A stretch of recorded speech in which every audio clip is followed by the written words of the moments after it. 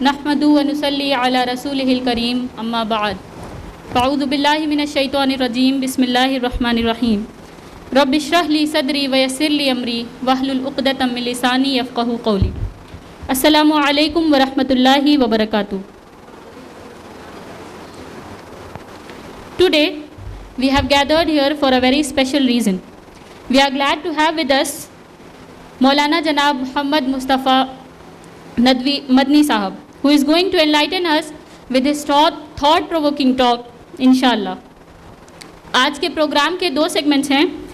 ایک خطاب ہے جناب مولانا مصطفیٰ مدنی صاحب کا، جس کا ٹاپک ہے پریکٹیکل امپلیکیشنس آف سیرہ، کیونکہ آپ جس کورس میں انرولڈ ہیں اس میں پہلے سے ہی آپ کو باقاعدہ سیرہ کی کلاسز دی جا رہی ہیں، اور الحمدللہ رسول اللہ صلی اللہ علیہ وسلم کی لائف کا ایک سگنیفیکنٹ پورشن آپ کور کر چکے ہیں۔ ہمارے لیے یہ جاننا بے حد ضروری ہے کہ رسول اللہ صلی اللہ علیہ وسلم کی سائیکالوجی کیا تھی، ان کا لائف کے ٹورڈز پرسپیکٹیو کیا تھا، کیسے وہ چیزوں کو دیکھتے تھے اور کتنی وائزلی وہ سچویشنز کو ہینڈل کرتے تھے۔ تو رسول اللہ صلی اللہ علیہ وسلم کی لائف سے ہم لیسنس کیسے ڈرائیو کر سکتے ہیں اور کیسے ہم ان کی ٹیچنگز پر امپلیمنٹ کر سکتے ہیں، اسی موضوع پر روشنی ڈالنے کے لیے میں انوائٹ کرتی ہوں معروف عالم دین مولانا محمد مصطفیٰ مدنی صاحب کو۔ آپ کا تعلق لکھنؤ سے ہے اور آپ ندوہ اور مدینہ یونیورسٹی سے فارغ ہیں۔ He founded the Noor Foundation 17 years back. He is the president of the same. تعلیم اور تدریسی سیمینار میں اکراس دا کنٹری آپ کو بلایا جاتا ہے، اور دارالقرآن مولانا آزاد مدرسہ ابوالکلام آزاد اور جامعۃ النساء مدرسے آپ کی ہی زیر نگرانی رن کیے جاتے ہیں۔ تو میں آپ کا زیادہ وقت نہ لیتے ہوئے معروف عالم دین مولانا مصطفیٰ مدنی صاحب کو مدعو کرتی ہوں کہ وہ آئیں اور اپنی ٹاک سے ہم سب کو سرفراز کریں۔ بسم اللہ الرحمن الرحیم وبہ نستعین وصلی اللہ علی نبی وعلی آلہ وصحبہ اجمعین، اما بعد۔ ہماری محترم خواتین، پیاری بچیوں، آج آپ کو جس پروگرام کے تحت یہاں اکٹھا کیا گیا ہے وہ رسول اللہ صلی اللہ علیہ وسلم کی سیرت اور سیرت سے متعلق بہت ساری معلومات آپ کے سامنے ہوں گی۔ رسول اللہ صلی اللہ علیہ وسلم کی زندگی کیا تھی، آپ صلی اللہ علیہ وسلم نے اپنے نبوت کے کام کو کیسے پورا کیا، اور رسول اللہ صلی اللہ علیہ وسلم جب بھی ان کے سامنے کسی قسم کا کوئی چیلنج آتا تھا تو اسے آپ کیسے فیس کرتے تھے، کیسے اس وقت آپ اپنے آپ کو اس سے قریب کرتے ہوئے، اس کو سمجھتے ہوئے حکمت اور دانائی کے ساتھ، سوجھ بوجھ کے ساتھ کیا منصوبہ بندی کرتے تھے۔ یہ دراصل وہ پہلو ہے جو آپ کے لیے، ہمارے لیے، سب کے لیے اہم ہے۔ نبی کریم صلی اللہ علیہ وسلم نے دعوت کے ہر میدان میں کام کیا ہے۔ چونکہ آپ نبی تھے، آپ کو سبھی کے لیے کام کرنا تھا، آپ کا مخاطب صرف وہ نہیں تھے جو آپ کے سامنے تھے، بلکہ آپ نے انہیں بھی مخاطب کیا جو آپ سے بہت دور تھے، جو آپ کے بعد آنے والے تھے۔ آپ صلی اللہ علیہ وسلم صرف اپنے زمانے کے لیے نہیں نبی تھے، بلکہ قیامت تک آنے والے لوگوں کے لیے نبی تھے۔ تو آپ اس انداز میں جب ہم سیرت کو پہلے جاننے کے لیے تیار ہوں گے، تب ہمیں رسول اللہ صلی اللہ علیہ وسلم کی زندگی میں یہ ملے گا کہ رسول اللہ صلی اللہ علیہ وسلم ہمارے لیے عملی طور پر کیا ماڈل رکھتے ہیں۔ سیرت کو اس انداز میں سوچئے، کبھی بھی سیرت پر بات آئے تو یہ سوچ کر مت اس پر کچھ غور کریے کہ رسول اللہ صلی اللہ علیہ وسلم بڑے محترم ہیں، رسول اللہ صلی اللہ علیہ وسلم اللہ کے آخری نبی ہیں، مکے میں پیدا ہوئے، یہ آپ کی شخصیت کا تعارف ہے، لیکن آپ کے نبوت کا جو تعارف ہے، آپ کے پیغمبر ہونے کا جو تعارف ہے، ہمارے لیے آپ کے اسوہ ہونے کا جو تعارف ہے وہ یہ نہیں ہے، یہ معلومات ہے۔ ہمارے لیے جو تعارف ہے، آپ کے لیے جو تعارف ہے، ہمارے لیے جس چیز کو سمجھنا ضروری ہے وہ یہ کہ رسول اللہ صلی اللہ علیہ وسلم ہمارے لیے نبی بنا کر بھیجے گئے تھے۔ رسول اللہ صلی اللہ علیہ وسلم نے جو کچھ کیا ہے اس میں کئی چیزیں وہ صرف ہمارے لیے ہیں، ہمیں ان سے سیکھنا ہے۔ رسول اللہ صلی اللہ علیہ وسلم ہر زمانے کو الگ الگ انداز میں جو کچھ چیزیں آئیں گی، اللہ تبارک تعالیٰ نے آپ کی زندگی میں اس کے کچھ نہ کچھ ماڈلز دکھلائے ہیں، گفتگو میں صرف نہیں، پریکٹس میں بھی۔ گفتگو تو نظریاتی ہوتی ہے، بہت دور تک کی جا سکتی ہے، دیر تک کی جا سکتی ہے، لیکن رسول اللہ صلی اللہ علیہ وسلم نے عملاً ان چیزوں کو کیا ہے۔ اس طرح جب سیرت کا مطالعہ کیا جائے گا تب سیرت ہمارے لیے کیا ہوگی؟ زندہ ہوگی، زندہ سیرت جس کو کہتے ہیں۔ پھر وہ ایسی چیز ہوگی جس سے ہم سیکھ سکیں گے کچھ۔ تو رسول اللہ صلی اللہ علیہ وسلم کی زندگی پر جو بات ابھی مجھے کرنی ہے وہ اسی انداز میں کہ ہم سیرت کو اپنے لیے عملی کیسے بنائیں، کیسے پڑھیں، ہم کس انداز میں پڑھیں کہ ہمیں وہ چیز نظر آ جائے، کہ ہمیں سمجھ میں آ جائے جو ہمارے سامنے چیلنج ہے، جو ہمیں کرنا ہے، جن چیزوں کو کرنے کے لیے ہم پریشان ہیں، ہمیں کوئی راستہ نہیں دکھ رہا ہے۔ ہمیں یقین ہونا چاہیے کہ رسول اللہ صلی اللہ علیہ وسلم کی زندگی کو پڑھیں گے تو ہمیں راستہ مل جائے گا، ہمیں وہاں سے یہ بات سمجھ میں آ جائے گی کہ ہمیں کیا کرنا چاہیے، کیا کہنا چاہیے، کیا بولنا چاہیے۔ اس انداز میں ہمیں اور آپ کو سیرت کو عملی بنانا ہے۔ نبی کریم صلی اللہ علیہ وسلم کی زندگی کے جو بہت سارے پہلو ہیں ان پر گفتگو نہیں کر سکتا ہوں، نہ کی جا سکتی اس میں۔ ہم رسول اللہ صلی اللہ علیہ وسلم کی زندگی کو اس انداز میں لے کر عملی پہلوؤں پر کوشش کریں گے آنے کی کہ جہاں رسول اللہ صلی اللہ علیہ وسلم ایک سماجی زندگی میں انسانوں کے درمیان رہن سہن میں آپ اپنے فیصلے دیتے تھے، اپنی باتیں کہتے تھے۔ وہ لوگ جو آپ کی بات پہلی مرتبہ سن رہے ہوتے تھے انہیں مخاطب کرتے تھے، وہ لوگ جنہوں نے پہلے سنا ہے اور آپ کے مخالف ہو گئے ان سے رسول اللہ صلی اللہ علیہ وسلم بات کرتے تھے، وہ لوگ جنہوں نے سنا اور مان لیا آپ کی بات کو، نبی کریم صلی اللہ علیہ وسلم ان سے مخاطب ہوتے تھے۔ رسول اللہ صلی اللہ علیہ وسلم اس طرح مختلف کیٹیگریز کے سامنے کس انداز میں پیش آتے تھے، یہ آج کی ہمارے اس گفتگو کا موضوع ہے۔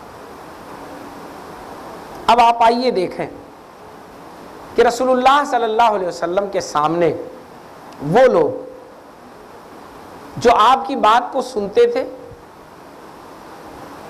آپ سے سوالات کرتے تھے، مزید سمجھنا چاہتے تھے، رسول اللہ صلی اللہ علیہ وسلم کا انداز کیا ہوتا تھا۔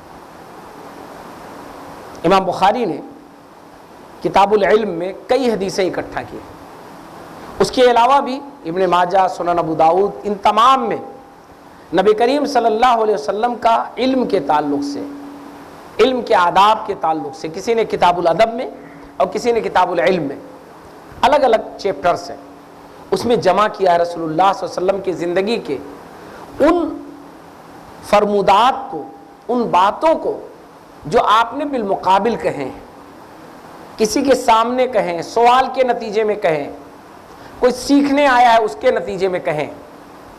سب سے اچھا کلیکشن اور اکٹھا مل جائے گا آپ کو صحیح بخاری میں، کتاب العلم جو دوسرا ہی چیپٹر ہے اس میں مل جائے گا۔ نبی کریم صلی اللہ علیہ وسلم کے سامنے جو لوگ سوال کرنے آتے تھے، نبی کریم صلی اللہ علیہ وسلم کا جو اسلوب تھا آپ سوال کو بہت ہی گہرائی سے سنتے تھے،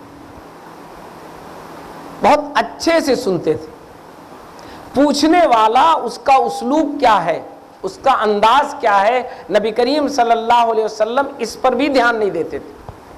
ہم آپ کیا کرتے ہیں؟ خفا ہو جاتے ہیں. اگر اس کا انداز خراب ہے تو پہلے ہی ہمیں غصہ آ جاتا ہے، پہلے ہم ٹوک دیتے ہیں. نبی کریم صلی اللہ علیہ وسلم کی زندگی میں دسیوں واقعات آپ کو ملیں گے جس میں پوچھنے والے کا انداز بہت ہی خراب ہے، بہت خراب ہے.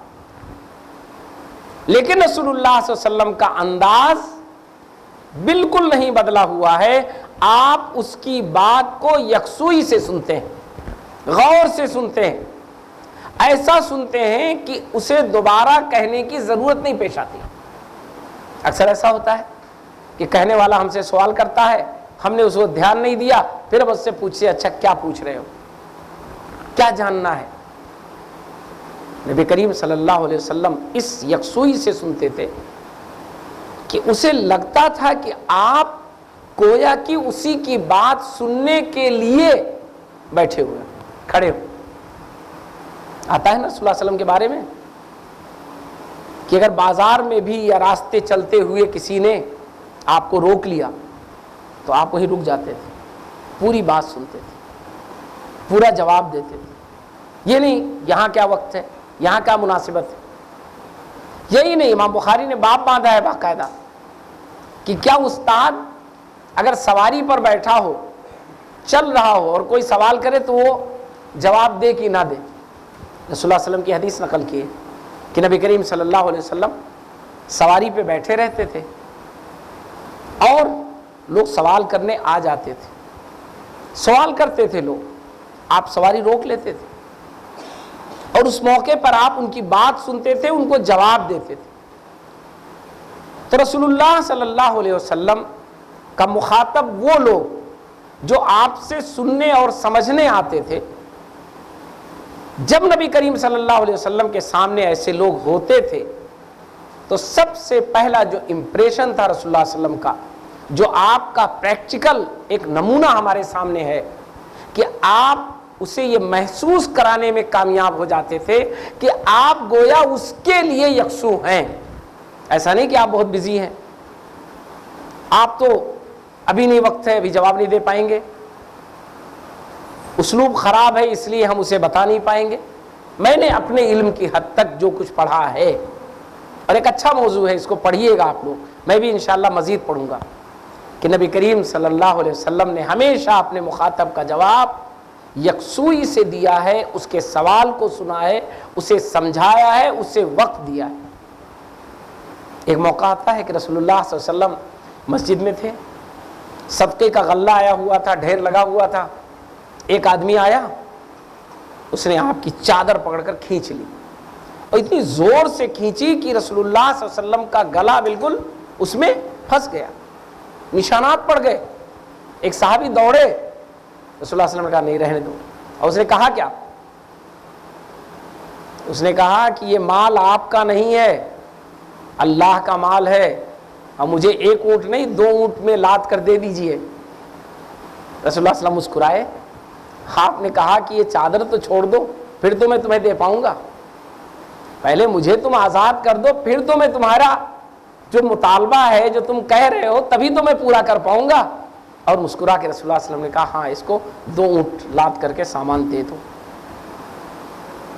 یہ جو رسول اللہ صلی اللہ علیہ وسلم کا اسلوب ہے، یہ اسلوب ہر داعی کے لیے، ہر اس شخص کے لیے جس کو اللہ نے علم دیا ہو، جس کو اللہ تعالیٰ نے کچھ جانکاری دی ہو، معلومات دی ہوں، موقع فراہم کیا ہو کہ لوگ اس سے پوچھیں.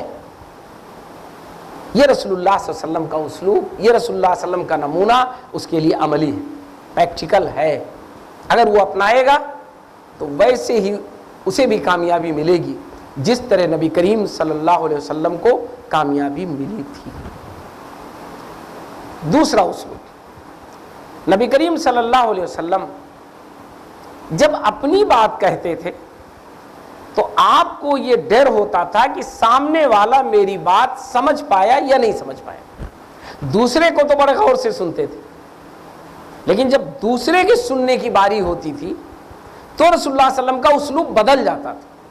حضرت عائشہ رضی اللہ تعالیٰ عنہ ارشاد فرماتی ہے کہ رسول اللہ صلی اللہ علیہ وسلم اذا کلم ثلاثا, اذا کلم ثلاثا, کہ آپ ایک بار نہیں, دو بار نہیں, 3 بار بات کیا کرتے تھے. وہی موقع ہوتا تھا جب رسول اللہ صلی اللہ علیہ وسلم کے سامنے کوئی شخص آیا ہے, کچھ آپ سے پوچھ رہا ہے, کچھ آپ سے جاننا چاہتا ہے, آپ نے اسے سمجھایا, اسے بتلایا, آپ کو ایسا لگ رہا ہے کہ یہ بات ہو سکتا ہے یہ نہ سمجھ پایا ہو, تو پوچھتے نہیں تھے اس سے, سمجھ میں آئی بات نہیں آئی, کہو تو میں دوہرا دوں, بتلا دوں. نہیں, رسول اللہ صلی اللہ علیہ وسلم اس کی وضاحت کر دیا کرتے تھے, اسے دوہرا دیا کرتے تھے, اور 2 بار نہیں, 1 بار نہیں, بلکہ 3 بار تک آپ اسے دوہرا دیتے تھے. یہ رسول اللہ صلی اللہ علیہ وسلم کا جو عملی نمونہ ہے وہ داعی کے لیے, بات کرنے والے کے لیے, دین سکھانے والے کے لیے بہت اہم ہے. تیسرا ایک اسلوب اور ہے رسول اللہ صلی اللہ علیہ وسلم کا. نبی کریم صلی اللہ علیہ وسلم کے سامنے لوگ آ کر بیٹھتے تھے, سوالات کرتے تھے, اور سوالات میں نبی کریم صلی اللہ علیہ وسلم اگر یہ محسوس کر لیتے تھے کہ یہ آدمی جو سوال کر رہا ہے یہ بہت ٹو دا پوائنٹ چیز چاہتا ہے, اس کو تفصیل نہیں چاہیے, الجھ جائے گا, یہ بہت ہی سیدھا سادہ آدمی ہے, اس کو بس جو بتانا ہے ٹو دا پوائنٹ بتا دو, یہ عمل کر لے گا. تو رسول اللہ صلی اللہ علیہ وسلم وہاں اس کو اسی طرح سمجھاتے تھے. وہاں پھر یہ نہیں کہ ایسا نہ ہو کل بات بگڑ جائے, کل ایسا نہ ہو کہ یہ ایسا ہو جائے ویسا ہو جائے, سب چکر میں بھی پڑتے تھے. اگر یہ اندازہ ہو جاتا تھا تب نبی کریم صلی اللہ علیہ وسلم کے سامنے ایک صحابی آئے, انہوں نے پوچھا کہ میں اللہ کا واسطہ دے کر, قسم کھلا کر, حوالہ دیا سارا انہوں نے, میں پوچھ رہا ہوں آپ سے, آپ اللہ کے نبی ہیں؟ آپ نے کہا اللہ کے نبی ہیں. پھر انہوں نے سوال شروع کیا, کیا اللہ نے آپ کو حکم دیا ہے کہ ہم دن میں 5 بار نماز پڑھیں؟ آپ نے کہا ہاں اللہ نے حکم دیا. انہوں نے کہا ٹھیک ہے, کریں گے اگر اللہ نے حکم دیا. پھر انہوں نے پوچھا کیا اللہ نے آپ کو حکم دیا ہے کہ ہم زکوٰۃ دیں؟ نبی کریم صلی اللہ علیہ وسلم نے کہا ہاں اللہ نے حکم دیا. پھر انہوں نے پوچھا روزے کا؟ رسول اللہ صلی اللہ علیہ وسلم نے کہا ہاں روزہ بھی. انہوں نے پھر حج کا پوچھا,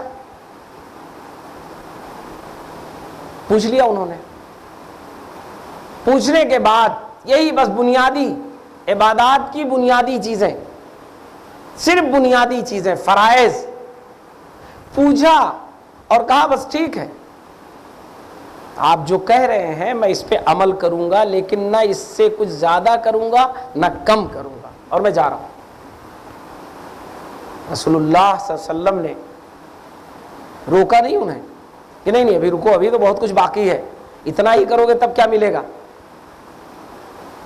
رسول اللہ صلی اللہ علیہ وسلم نے انہیں جانے دیا, اور جو لوگ وہاں بیٹھے تھے ان سے کہا کہ دیکھو یہ شخص جو جا رہا ہے اگر یہ وعدہ اس کا اپنا پورا کر لے گیا, افلح ان صدق, اگر یہ وعدہ پورا کر لے گیا تو یہ کامیاب. اور دوسری حدیث میں الفاظ ہیں کہ اگر یہ وعدہ پورا کر لے گیا تو یہ جنتی ہے, جسے جنتی دیکھنا ہو اسے دیکھ لو. یہ جو رسول اللہ صلی اللہ علیہ وسلم کا اسلوب ہے یہ مخاطب کے لحاظ سے ہے, لیکچر کے لحاظ سے نہیں ہے. لیکچر دینا ہوگا تو مکمل دینا پڑے گا, بات پوری کرنی پڑے گی. مخاطب ایسا تھا جو بالکل ایسا اس انداز کا تھا کہ ٹو دا پوائنٹ اسے عمل کرنا تھا, بنیادی چیزوں پر عمل کرنا تھا, ابھی اسے تفصیلات میں جانے کا موقع نہیں تھا. اور وہ پوچھ رہا تھا جس انداز میں رسول اللہ صلی اللہ علیہ وسلم نے اسے سمجھ لیا کہ اسے ٹو دا پوائنٹ پہ بتا دو, جب اس پہ جم جائے گا تو بقیہ سب کچھ تو کرے گا ہی بعد میں. ابھی اس پہ تو جم جائے گی, نئے علاقے سے آیا ہے, نئی جگہ سے آیا ہے, وہاں کم سے کم اسلام کی بنیادی چیزیں پہنچ جائیں, اور اس پر اگر اس کے اندر ٹھہراؤ آ گیا, یہ پختہ ہو گیا اس میں, تو بعد میں جو اسلام کی تعلیمات اس تک پہنچیں گی ان پر انشاءاللہ یہ عمل کرے گا۔ یہ جو ہمارا ثوابدید ہے، یہ ہماری جو سوجھ بوجھ ہے، یہ ہماری جو دانشمندی ہے، یہ جو دانائی ہے، ایسے موقع پر جسے کام کرنا چاہیے، جس کو کہا گیا فراست، دور اندیشی، یہ دراصل نبی کریم صلی اللہ علیہ وسلم کا اس وقت استعمال ہوتا تھا جب کوئی آپ صلی اللہ علیہ وسلم سے پوچھنے آتا تھا۔ ہمارا اور آپ کا اسلوب عام طور پر میں آپ کو نہیں کہہ رہا ہوں، میں اپنے کو کہہ رہا ہوں، عام طور پر الٹا ہے۔ ہم کیا کرتے ہیں؟ یا تو ڈر جاتے ہیں کہ اگر کم بتائیں گے تو کل کہیں پکڑ نہ ہو جائے، یا ہم اس کا خیال نہیں رکھ پاتے، اتنا بتا دیتے ہیں کہ وہ سوچتا ہے اب تو کر ہی نہیں پائیں گے کچھ۔ بہت سارے مسائل ہوتے ہیں، یعنی ہم اس موقع پر اسے سمجھنے کی کوشش کم کر پاتے ہیں، اپنے آپ کو سمجھنے کی زیادہ کوشش کرتے ہیں۔ نبی کریم صلی اللہ علیہ وسلم کا یہ اسلوب جو ملتا ہے دعوت کے میدان میں وہ بہت ہی بنیادی۔ نبی کریم صلی اللہ علیہ وسلم دعوت کے میدان میں ایک چیز اور بہت اچھے سے فیس کرتے تھے۔ رسول اللہ صلی اللہ علیہ وسلم کے پاس ایسے لوگ آتے تھے جو بہت بے دھڑک سوال کرتے تھے، بہت ہی ایسے اسلوب میں کرتے تھے جسے مہذب اسلوب نہیں کہا جاتا ہے، مہذب انداز نہیں کہا جاتا ہے۔ صحابہ کرام کیا کہتے ہیں ایسے لوگوں کے بارے میں کہ ہم لوگ بڑے خوش ہوتے تھے جب کوئی ایسا آدمی آتا تھا جو تھوڑا سا نڈر ہو کر سوال کرتا تھا۔ ہم لوگ تو تھوڑا لحاظ کر جاتے تھے، تھوڑے مہذب تھے، باتیں کہنے میں جھجک ہوتی تھی، لیکن جب کوئی ایسا آدمی آتا تھا تو جو بے جھجک بات کرے، کھل کے بات کرے، اپنی بات کہہ دے پوری، کوئی اسے وہ نہ ہو، تو ہم بڑے خوش ہوتے تھے کہ چلو آج ہمیں وہ چیزیں سیکھنے کو مل جائیں گی جو ہم نہیں پوچھ پاتے۔ ایک تو یہ صحابہ کرام کا تاثر ہے۔ رسول اللہ صلی اللہ علیہ وسلم کا کیا انداز ہوتا تھا؟ نبی کریم صلی اللہ علیہ وسلم کا کیا انداز ہوتا تھا؟ ایسے لوگ جب آتے تھے تو رسول اللہ صلی اللہ علیہ وسلم کیا کرتے تھے؟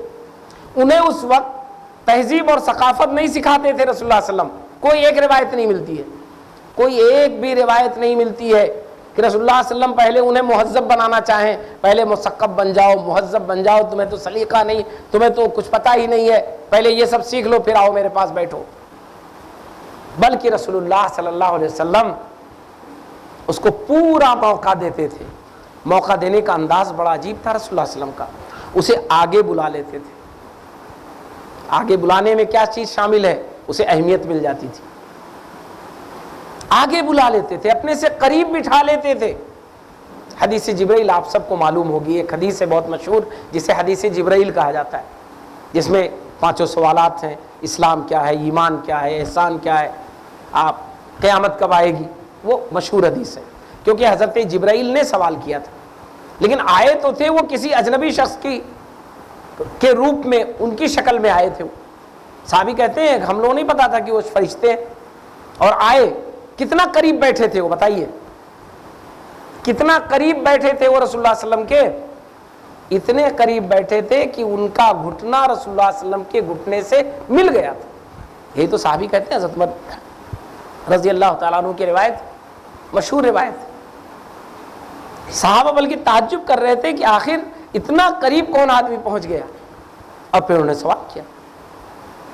تو یہ جو رسول اللہ صلی اللہ علیہ وسلم کا انداز تھا دعوت کا، یہ جو انداز تھا تربیت کا، یہ جو انداز تھا اپنے آپ اپنی بات کو پہنچانے کا، کسی دوسرے کو کنونس کرنے کا، یہ دراصل ہمارے لیے عملی ہے۔ یہ سیرت میں ہمیں ڈھونڈنے کی ضرورت ہے، یہ ہمیں سیکھنے کی ضرورت ہے، ہمیں یہ چیز جاننے کی ضرورت ہے۔ اسی سے ایک چیز اور نکل کر ذہن میں آ گئی ہے، بھول نہ جاؤں اس لیے میں ذکر کر دوں کہ رسول اللہ صلی اللہ علیہ وسلم پورے بھرے محفل میں اس اعتراف کے کرنے میں کوئی جھجک نہیں محسوس کرتے تھے کہ مجھے نہیں معلوم ہے، مجھے بھی اتنا ہی معلوم ہے جتنا آپ کو معلوم۔ یہ رسول اللہ صلی اللہ علیہ وسلم کا انداز تھا۔ اسی حدیث جبرائیل میں ہے کہ انہوں نے پوچھا کہ قیامت کب آئے گی، یہی تو پوچھا تھا سوال، آخری سوال یہی تھا، قیامت کب آئے گی۔ رسول اللہ صلی اللہ علیہ وسلم نے کیا فرمایا؟ الفاظ جو ہیں احادیث کے وہ الفاظ بڑے زبردست ہیں۔ رسول اللہ صلی اللہ علیہ وسلم فرمایا وَمَا الْمَسْئُولُ أَعْلَمُ مِنَ السَّائِلِ، کہ میں سوال کرنے والے سے زیادہ نہیں جانتا ہوں اس بارے میں، یعنی نہ مجھے معلوم ہے قیامت کب آئے گی، نہ تمہیں معلوم ہے، جیسے تمہیں نہیں معلوم ویسے مجھے بھی نہیں معلوم۔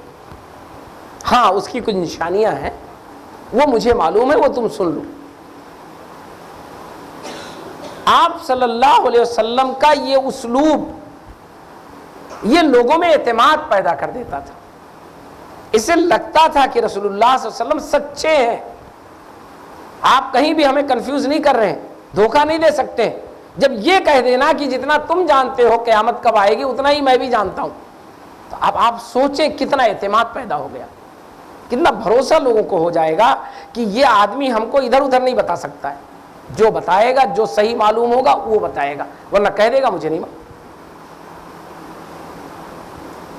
اسی لیے اسلاف میں سے بہت سارے ائمہ کا، خصوصاً امام مالک علیہ رحمہ کا واقعہ آتا ہے کہ بہت دور سے کوئی صاحب چل کر کے آئے، ان سے بہت سن رکھا تھا کہ بہت بڑے عالم ہیں، حدیث کا بڑا علم ہے ان کو، اور مسجد نبوی میں درس دیتے ہیں، بڑی شہرت تھی ان کی۔ آ کے انہوں نے سوال کیا، تقریباً تذکرہ آتا ہے کہ 20-22 سوالات کیے، اور اس میں سے انہوں نے تقریباً جس کو کہتے ہیں کہ 90% سوالوں کے جوابات نہیں دیے۔ انہوں نے کہا میں نہیں جانتا ہوں، لا ادری، مجھے نہیں پتا ہے، اس سوال کا جواب آج مجھے نہیں پتا ہے۔ پوچھنے والا بہت چڑ گیا، جھجلا گیا کہ اتنی دور سے اتنی مشقت اٹھا کے تو آپ پاس آئے ہیں تاکہ آپ مجھے بتا دیں گے، آپ اتنے بڑے عالم، آپ کہہ رہے ہیں مجھے نہیں معلوم، تو میں کیا کروں، کہاں جاؤں؟ بڑی پیاری بات کہی انہوں نے کہ مجھے جو نہیں معلوم ہے، اگر میں کہہ دے رہا ہوں مجھے نہیں معلوم ہے، تمہارے لیے بہتر ہے یہ، کیا میں تمہیں غلط بات بتا دوں؟ وہ کیسے میں تمہیں بتا دوں جو مجھے خود نہیں معلوم ہے؟ تو حقیقت یہ ہے کہ اعتماد لوگوں کا جیتنا، آج کیا ہے سماج اور سوسائٹی میں، آپ سوال کرنے بیٹھ جائیے، ہر چیز کا جواب مل جائے گا آپ کو، ان چیزوں کا جواب مل جائے گا جس پر خود کچھ نہیں معلوم ہوگا، اور اس کا نتیجہ ہے کہ اعتماد ختم ہوتا جا رہا ہے لوگوں کا، علم کمزور ہوتا جا رہا ہے لوگوں کا، بھروسہ اٹھتا جا رہا ہے۔ آپ اگر دائی ہیں تو آپ کے بارے میں یہ بھروسہ رہنا چاہیے کہ آپ کو جو صحیح بات معلوم ہے وہی آپ کنوے کریں گی، اس کے علاوہ آپ نہیں بتائیں گے، کوئی بات نہیں۔ آپ کے بارے میں یہ مشہور ہو جائے کہ آپ سوال کا جواب نہیں دے پاتی ہیں، کوئی فرق نہیں پڑنے والا ہے، لیکن یہ ضرور مشہور ہونا چاہیے کہ آپ کو جو صحیح معلوم ہے وہی بتاتی ہیں، اس کے علاوہ آپ کچھ نہیں بتاتے۔ یہ کتنا بڑا آپ کا ایک کامیابی کا ایک چابی ہوگی، اگر آپ کے بارے میں یہ مشہور ہو جائے تو کتنا اچھا ہوگا۔ لیکن آج ہم اور آپ اس سے بچنا چاہتے ہیں، اور بچنے کے نتیجے میں بہت بڑا نقصان کر لیتے ہیں، ایک اپنا نقصان اور ایک دوسرا معاشرے میں یہ کنوے ہو جاتا ہے کہ وہ تو انہوں نے یہ بتا دیا تھا اور غلط بتایا۔ مجھے یاد آتا ہے اور ہنسی بھی آتی ہے کہ نام میں شہر کا نہیں لوں گا، اس لیے کہ باتیں وہ شہر سے منسوب ہو جاتی ہیں۔ ایک جگہ میں، بہت پہلے کی بات ہے، اب تو لوگ ہمت نہیں کرتے ہیں اس انداز کی بات کرنے کی، ورنہ میں جاتا تھا تو پتہ چلا کہ بالکل لوگ انتظار میں رہتے تھے، فوراً سوال شروع کر دیا، اور اس کا مقصد یہ ہوتا تھا کہ اس سے پہلے کچھ علماء جو وہاں آئے تھے ان سے انہوں نے سوال کیا، کسی نے نہیں صحیح جواب دیا، غلط بتلا دیا یا پوری بات نہیں بتلا پایا۔ اچھا، عام طور پر میں جانتا تھا کہ وہاں جو علماء جاتے ہیں وہ علمی طور پر کمزور ہوتے ہیں، وہ ایسی کچھ جگہ تھی، ہوتا ہے عام طور پر، تو مجھے اندازہ تھا کچھ۔ اب ان کی باتوں کو ایک دوسرے سے کراس کرتے تھے، پوچھتے تھے، اور پھر ان کو چڑھاتے تھے اگلے سال جب وہ لوگ آتے تھے۔ جب مجھے اس کا اندازہ ہوا، پہلے میں نے بہت باریکی سے سمجھا، لوگوں سے قریب ہوئے، پھر میں نے لوگوں کو سمجھانا شروع کیا، بتانا شروع کیا کہ یہ اسلوب، اور ان علماء سے جو جواب دے دیتے تھے دھڑاک سے، ان سے میں نے کہنے شروع کیا کہ آپ لوگ مت جواب دیا کیجئے، بتا دیجئے کہ مجھے نہیں معلوم ہے، مذاق مت بنیے۔ تو ایک دائی جو ہے اسے اپنی پرسنالٹی کو بچانا چاہیے، اپنی شخصیت کی حفاظت کرنی چاہیے۔ نبی کریم صلی اللہ علیہ وسلم کا اگر ہم اسلوب دعوت، بات کرنے کا اسلوب، ابھی میری ساری گفتگو کس پر ہوئی ہے؟ سوال اور جواب پر۔ رسول اللہ صلی اللہ علیہ وسلم کیسے جواب دیتے تھے، ہے نا، اسی پر میں نے 4-5 چیزیں ابھی تک کی. رسول اللہ صلی اللہ علیہ وسلم کا کیا انداز تھا اسے ہمیں سمجھنے اور اپنانے کی ضرورت ہے. یہ سیرت کا ایک عملی پہلو ہے. نبی کریم صلی اللہ علیہ وسلم سمجھانے کے لیے اور بھی اسلوب جو اختیار کرتے تھے، اس میں ایک میں نے کہا تھا کہ وضاحت، اذا کلم ثلاثا. ایک پہلو اور ہے اس کا کہ نبی کریم صلی اللہ علیہ وسلم سوالات کے ذریعے اپنی بات کی وضاحت کیا کرتے تھے. سوالات کے ذریعے آتا ہے رسول اللہ صلی اللہ علیہ وسلم کی محفلوں میں کہ بہت سارے سوالات کرتے تھے آپ.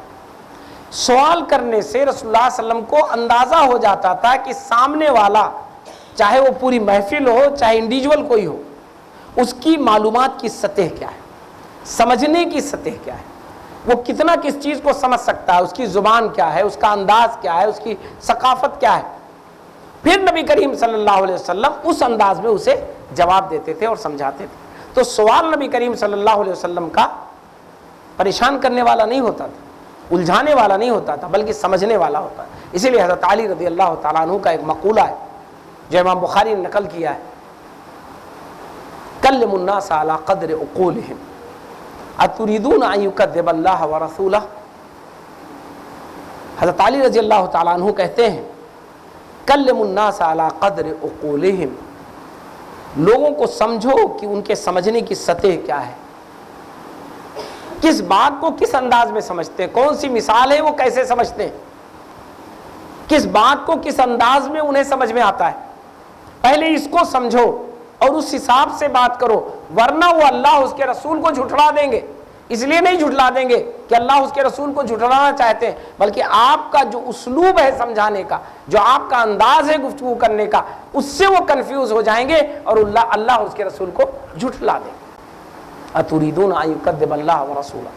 تو یہ میں نے ایک پہلو لیا تھا ابھی کہ رسول اللہ صلی اللہ علیہ وسلم کا جو ایک سیرت کا عملی پہلو ہے، بات کرنے کا، بات کو سمجھنے کا، مخاطب سے خطاب کرنے کا، اس کو روکنے کا، ٹوکنے کا، سمجھانے کا، الگ الگ انداز نبی کریم صلی اللہ علیہ وسلم کا اگر پڑھیں گی آپ تو سیرت میں بے شمار مثالیں ملیں گی. اب آئیے ایک دوسری چیز پر کہ نبی کریم صلی اللہ علیہ وسلم اپنے ماحول اور اپنے سماج میں جو مشکلات پیش آتی تھیں، جو چیلنجز ہوتے تھے، جو ایسے چیلنجز کہ مختلف وجوہات سے پیش آتے ہیں، الگ الگ وجہ ہوتی ہے اس کو نبی کریم صلی اللہ علیہ وسلم کیسے ہینڈل کرتے تھے، کیسے اس کو صحیح معنوں میں حل کرتے تھے. نبی کریم صلی اللہ علیہ وسلم کا عملی کیا نمونہ ہے اس پر، کیونکہ آج یہ بہت پیش آتا ہے، خاص طور پر ان لوگوں کے لیے جو دعوت کا کام کریں، جو تعلیم کا کام کریں، جو اصلاح کا کام کریں. دعوت، تعلیم، اصلاح یہ کوئی ایسی چیز نہیں ہے کہ یہ کوئی پروفیشن ہے یا کوئی مستقل آپ کے لیے ایسی چیز ہے کہ آپ وہ کر رہے ہیں تو کریں ورنہ نہ کریں. یہ ایک پریکٹیکل چیز ہے. اگر آپ خود اچھی ہیں تو یقیناً آپ کے دل میں خواہش ہوگی کہ آپ کا ارد گرد اچھا ہو، آپ کے ساتھ رہنے والے اچھے ہوں، آپ کے گھر میں بچے وہ اچھے ہوں، گھر کے دوسرے لوگ اچھے ہوں، رشتہ دار اچھے ہوں، ملنے جلنے والے اچھے ہوں. یہ آٹومیٹک آپ کا جذبہ ہوگا اور اسی وجہ سے ٹکراؤ پیدا ہوتا ہے. اسی وجہ سے بہت ساری ٹریجڈیز آتی ہیں، بہت ساری مشکلات پیش آتی ہیں. اب ایسی صورت میں نبی کریم صلی اللہ علیہ وسلم کی زندگی سے کیا ملتا ہے ہم کو؟ نبی کریم صلی اللہ علیہ وسلم تعلیمات دیتے تھے لوگوں کو، کہہ کے بھیجتے تھے کہ جائیے اور اللہ کی طرف دعوت دیجیے، اللہ کی طرف بلائیے، ان کو لے کر آئیے، ان کو صحیح بات سمجھائیے. تو نبی کریم صلی اللہ علیہ وسلم ایسے موقع پر ایک نصیحت فرماتے تھے. پہلے ہم وہاں سے اپنی بات شروع کرتے ہیں. ایک نصیحت فرماتے تھے جو اصولی طور پر بہت بنیاد ہے، ہمیشہ ہمارے ذہنوں میں رہنا چاہیے. جب بھی کسی قسم کا آپس میں ٹکراؤ ہو تو یہ نصیحت رسول اللہ صلی اللہ علیہ وسلم کی ہمارے آپ کے بہت کام کی. اور ٹکراؤ ہونا ہے، یہ طے ہے. ممکن ہی نہیں کہ بغیر ٹکراؤ کے، ٹکراؤ کا مطلب لڑائی نہیں، ذہنی ٹکراؤ، سوچ کی ٹکراؤ، مسئلے کو حل کرنے کی ٹکراؤ، اس کو میں کہہ رہا ہوں، اس ٹکراؤ کی بات کر رہا ہوں جس کو اختلاف عام طور پہ ہم لوگ کہتے ہیں. نبی کریم صلی اللہ علیہ وسلم نے حضرت معاذ بن جبل رضی اللہ تعالیٰ عنہ کو بھیجا یمن، اور آپ نے فرمایا کہ دیکھو جہاں تم جا رہے ہو وہاں زیادہ تر لوگ مسلمان نہیں، اور ابھی جو اسلام بھی لائے ہیں وہ جلدی نکل کر آئے ہیں، تو بہت ساری چیزیں وہ نہیں جانتے، اس لیے تمہیں 2 چیزیں یاد رکھنی ہیں۔ کیا کرنا ہے؟ 2 چیزیں، صرف 2 چیزیں ہیں، لیکن بہت بنیاد ہے، ان کا امپلیمنٹ بہت اہم ہے، اسے کیسے برتیں یہ بہت اہم ہے 2 ہی چیزیں۔ رسول اللہ صلی اللہ علیہ وسلم نے کہا یہ 2 چیزیں تم یاد رکھو، بشرا ولا تنفرا، بشرا ولا تنفرا، یسرا ولا تعسرا۔ مجھے لگتا ہے کہ آپ لوگوں کو کورس چلا ہے تو الفاظ آپ کو سمجھ میں آ رہے ہوں گے۔ بشرا یعنی بشارت دینا، وہ چیزیں بتلانا جو انسان کے لیے لگے کہ یہ کرنے کے بعد وہ کامیاب ہو جائے گا، بیمار ہے تو اچھا ہو جائے گا۔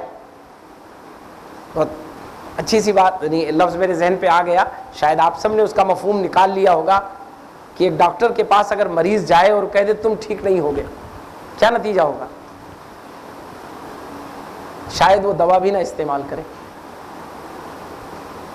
ڈاکٹر اسے تسلی دیتا ہے، کتنی بھی بڑی بیماری ہو، ڈاکٹر یہ محسوس کر رہا ہو کہ اس بیماری کا علاج نہیں ہے۔ ابھی میں نے ایک بہت اچھے ڈاکٹر ہیں، بہت دعوتی مزاج ہے، ینگ ہے بالکل، ابھی ٹاپر اپنے زمانے کے، میں ان کے ساتھ بیٹھا ہوا تھا، انہوں نے ایک بہت پیاری بات کی، بالکل ینگ لڑکا بھی کمپٹیشن کی تیاری کر رہا ہے، ایک اس کو تکلیف تھی، تو میں نے ڈاکٹر صاحب سے کہا دیکھ لیجئے اس کو، دیکھ رہے تھے، میں بیٹھا ہوا تھا، تو اس کے والد صاحب بہت پریشان تھے، چونکہ ابھی لڑکا ایک ہی بیٹا ہے ان کے، تو بہت پریشان تھے۔ انہوں نے ڈاکٹر صاحب نے دیکھے سمجھایا کتنا اچھا، انہوں نے دیکھیں یہ جو بیماری ہے یہ 10 میں سے 8 لوگوں کی ایسی ہے جو ریپیٹ کرتی رہتی ہے، اور 2 لوگ ایسے ہیں جن کی ختم ہو جاتی ہے، یعنی گویا 10% لوگوں کی ختم ہو جاتی ہے، 80 اور 90% لوگ جو ہے اس میں جوجھتے رہے، یا 20%، 10 نہیں 20%۔ اب ایسی صورت میں میں دعا کرتا ہوں اور امید کرتا ہوں کہ آپ کا بیٹا اسی 2 میں سے ہوگا۔ آپ سوچیے کتنا پیارا اسلوب تھا ان کا۔ میں نے کہا دیکھیے یہ ہوتا ہے، یہ شارپنیس ہے، یہ ایک اچھی چیز ہے کہ وہ کہہ سکتے تھے کہ بھائی 8 میں سے ہو سکتا ہے آپ کا بیٹا، یا 2 میں سے ہی ہو سکتا ہے، اب میں کیا بتاؤں، میں تو کچھ بتا نہیں سکتا ہوں۔ اب بھی وہ صحیح تھے اپنی جگہ، کم سے کم انہوں نے اتنا تو کہہ دیا تھا 8 اور 2 کا تناسب ہے، لیکن انہوں نے یہ کہا کہ مجھے امید ہے اور میں دعا کرتا ہوں کہ اللہ تعالیٰ آپ کے بیٹے کو اس 2 میں سے بنا دے۔ تو حقیقت یہ ہے کہ رسول اللہ صلی اللہ علیہ وسلم نے یہی فرمایا کہ لوگ بات نہیں مان رہے ہیں آپ کی، لوگ نہیں سن رہے ہیں آپ کی بات، لوگ عمل نہیں کر رہے ہیں، لیکن اس کے باوجود آپ کو یہ امید رکھنی ہے، آپ کو لوگوں سے یہ کہنا نہیں میری بات تو مانیں گے لوگ۔ نبی کریم صلی اللہ علیہ وسلم طائف سے لوٹے تھے تو کیا کہا تھا؟ یہی تو کہا تھا، جب آپ آئے مکے فرشتے نے راستے میں سوال کیا، لوگوں نے بھی سوال کیا ہوگا، فرشتے والا واقعہ نقل ہے وہ آپ لوگوں کو یاد ہے، کیا لوگوں نے نہیں پوچھا ہوگا کہ طائف میں اتنا آپ کو ستایا گیا اب کیا ہوگا؟ آپ کے ساتھیوں نے بھی پوچھا ہوگا نا، اتنے سب حالات خراب ہو گئے تھے، اتنا ستایا گیا تھا، پہلی بار رسول اللہ علیہ وسلم کو اس طرح کا ستایا گیا تھا۔ رسول اللہ سے کیا کہا کہ یہ لوگ اسلام نہیں سمجھ رہے ہیں، ایمان نہیں سمجھ رہے ہیں، نہیں لا رہے ہیں، الٹا مجھ کو ستا رہے ہیں، کوئی بات نہیں، مجھے امید ہے کہ ان کی جو جنریشن اگلی ہے وہ ایمان لائے گی، وہ اسلام سمجھے گی۔ یہ ہے بشرا کا مطلب، اتنے دور تک جا کر بشارت دینا، سامنے والا بالکل آپ کی بات ماننے کے لیے سننے کے لیے تیار نہیں ہے، ہر مخالفت پر آمادہ ہے، پھر بھی آپ کو کہیں نہ کہیں سے کوئی ایسی چیز ڈھونڈ کے لانی ہے جس سے آپ کو لگے کہ نہیں میری یہ بات کل مان لی جائے گی، تاکہ جو ماننے والے لوگ ہوں انہیں ایک راستہ مل جائے اور شیطان مایوس ہو جائے کہ آپ مایوس نہیں ہیں۔ بشرا میں مایوسی ختم ہو جاتی ہے، اور اگر بشرا نہیں ہے تو وہاں انسان مایوس ہو جاتا ہے۔ ایک ٹیچر اگر اپنے اسٹوڈنٹ سے مایوس ہو جائے تو کیا نتیجہ ہوگا؟ پڑھانا چھوڑ دے گا، یہ سب کی زندگی خراب کر دے گا، کبھی نہیں سمجھا پائے گا۔ تو بنیادی طور پر رسول اللہ صلی اللہ علیہ وسلم نے 2 ہی باتیں بتائیں، بشرا ولا تنفرا، نفرت والی باتیں مت کرنا، بشارت والی باتیں کرنا، جس سے لگے کہ یہ کام بن جائے گا وہ بات کرنا، جس سے لگے گا کہ نہیں بالکل سب کچھ سب ختم، وہ باتیں مت کرنا، وہ نہ لانا اپنی زبان پہ، گرچہ تمہیں لگ رہا ہو پھر بھی اس سے خاموش رہنا۔ یسرا ولا تنفرا ولا تعسرا، آسانی پیدا کرنا، مشکل میں مت ڈالنا۔ یسرا ولا تعسرا، آسانی پیدا کرنا، مشکل میں مت ڈالنا۔ اب قرآن کی وہ آیت جوڑ لیجئے اس سے، اللہ تعالیٰ نے بھی تو یہی بات کہی ہے نا قرآن میں، ان مع العسر یسرا وان مع العسر یسرا، عسر اور یسر دونوں ساتھ ساتھ چلتے رہتے ہیں۔ ہمیں نہیں پتا کہ آج تنگی ہے تو کل آسانی ہو جائے گی، ہمیں نہیں پتا، ہم کل نہیں جانتے، تو ہم یہ امید رکھیں کہ آج تنگی ہے تو کل آسانی ہوگی، اور آج اگر آسانی ہے ہمارے ساتھ تو ہم ڈریں اس بات سے کہ اس آسانی میں ہم بہک نہ جائیں، سو نہ جائیں، بلکہ کل تنگی آ سکتی ہے تو اس کی تیاری رکھیں۔ تو ایسی دعوت کے میدان میں بھی ہم کو کرنا ہے کہ یسرا ولا تعسرا، آسانی کی چیزوں کو کلیکٹ کریے، وہ عمل بتائیے پہلے جو کرنا آسان ہو، اس عمل پر پہلے مت لے جائیے جو کرنا مشکل ہو۔ ایک بات اور میں کہنا چاہتا ہوں سیرت کے حوالے سے، نبی کریم صلی اللہ علیہ وسلم نے جب یہ بات کہی ہے تو ہمیشہ کے لیے کہی ہے، ایسا تو نہیں کہ رسول اللہ صلی اللہ علیہ وسلم کہتے ہیں نہیں جب اسلام مکمل ہو جائے گا، دین مکمل ہو جائے گا تب یہ نہیں چلے گا، تب تو ساری چیزوں پر پہلے دن سے عمل کرنا ہوگا کیونکہ آپ مسلمان ہیں، یہ رسول اللہ صلی اللہ علیہ وسلم نے نہیں کہا ہے۔ ٹھیک ہے وہ مسلمان ہے، وہ مومن ہے، اسے ساری چیزوں پر پہلے دن سے عمل کرنا چاہیے، لیکن آج تک وہ عمل نہیں کر رہا تھا تو تھوڑا سا اور رک جائیے، تھوڑا سا اور اسے مہلت دے دیجئے، تھوڑے دنوں کے لیے کچھ چیزیں اور چھوڑ دیجئے، پھر انشاءاللہ وہ عمل کرے گا ہی کرے گا۔ تو یہ ہے عسر اور یسر کا مطلب، یہ ہے بشرا ولا تنفرا کا مطلب۔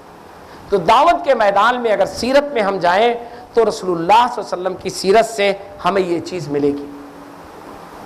ایک پہلو اور سیرت کا جو عملی پہلو ہے ہمارے اور آپ کے لیے جو بہت اہم ہے کہ نبی کریم صلی اللہ علیہ وسلم ہمیشہ کسی کو بھی وہ میدان بتاتے تھے کام کرنے کا جو اس کے لیے سوٹیبل میدان ہو، اس کے لیے سوٹیبل میدان۔ اسی کو کہا گیا ہے کہ رسول اللہ صلی اللہ علیہ وسلم لوگوں کی صلاحیتوں کو سامنے رکھ کر انہیں رہنمائی کرتے تھے کہ وہ کیا کریں، اپنے اپنے فیلڈ میں لوگوں کو شاباشی دیتے تھے، لوگوں کے کاموں کو تقسیم کر دیتے تھے۔ حضرت عمر صدیق رضی اللہ تعالیٰ عنہ سے جو مشورے نبی کریم صلی اللہ علیہ وسلم لیتے تھے اور جو باتیں کہتے تھے وہ دوسرے صحابی سے نہیں کہتے تھے، جو حضرت بلال رضی اللہ تعالیٰ عنہ سے رسول اللہ صلی اللہ علیہ وسلم بات کرتے تھے وہ دوسرے صحابی سے نہیں کرتے تھے۔ اسی وجہ سے نبی کریم صلی اللہ علیہ وسلم نے مختلف صلاحیتوں کو ابھارا اور انہیں استعمال کیا۔ ہم اور آپ رسول اللہ صلی اللہ علیہ وسلم کے اس اسلوب سے یہ سیکھیں کہ ہم پہلے اپنا جائزہ لیں کہ ہماری صلاحیت کیا ہے، ہمارے پاس سمجھانے کی صلاحیت زیادہ ہے یا ہمارے پاس عملاً کچھ کرنے کی صلاحیت زیادہ ہے، ہمارے پاس بڑوں کو سمجھانے کی صلاحیت اچھی ہے یا بچوں کو سمجھانے کی صلاحیت اچھی ہے، ہم پڑھے لکھے لوگوں سے زیادہ بہتر بات کر سکتے ہیں یا کم پڑھے لکھے لوگوں سے زیادہ بہتر بات کر سکتے ہیں، ہم کیا چیز کریں گے تو زیادہ کامیاب ہوں گے، زیادہ مؤثر ہوں گے، اللہ نے میرے اندر کون سی صلاحیت زیادہ رکھی ہے، اپنے اس صلاحیت کو پہچان کر کام کرنا، یہ رسول اللہ صلی اللہ علیہ وسلم کے سیرت کا عملی پہلو ہے۔ رسول اللہ صلی اللہ علیہ وسلم کے اندر تو ساری صلاحیتیں، اس لیے جب رسول اللہ صلی اللہ علیہ وسلم کے سیرت میں اس کو ڈھونڈا جائے گا تو اس انداز میں نہیں ڈھونڈا جائے گا کہ رسول اللہ صلی اللہ علیہ وسلم کی کون سی صلاحیت تھی جس کو آپ نے استعمال کیا، رسول اللہ صلی اللہ علیہ وسلم کے اندر تو ساری صلاحیتیں تھیں۔ حسن یوسف دم یوسا، حسن یوسف دم عیسیٰ ید بیضا داری، آنچے خوباں ہما دارن تو تنہا داری۔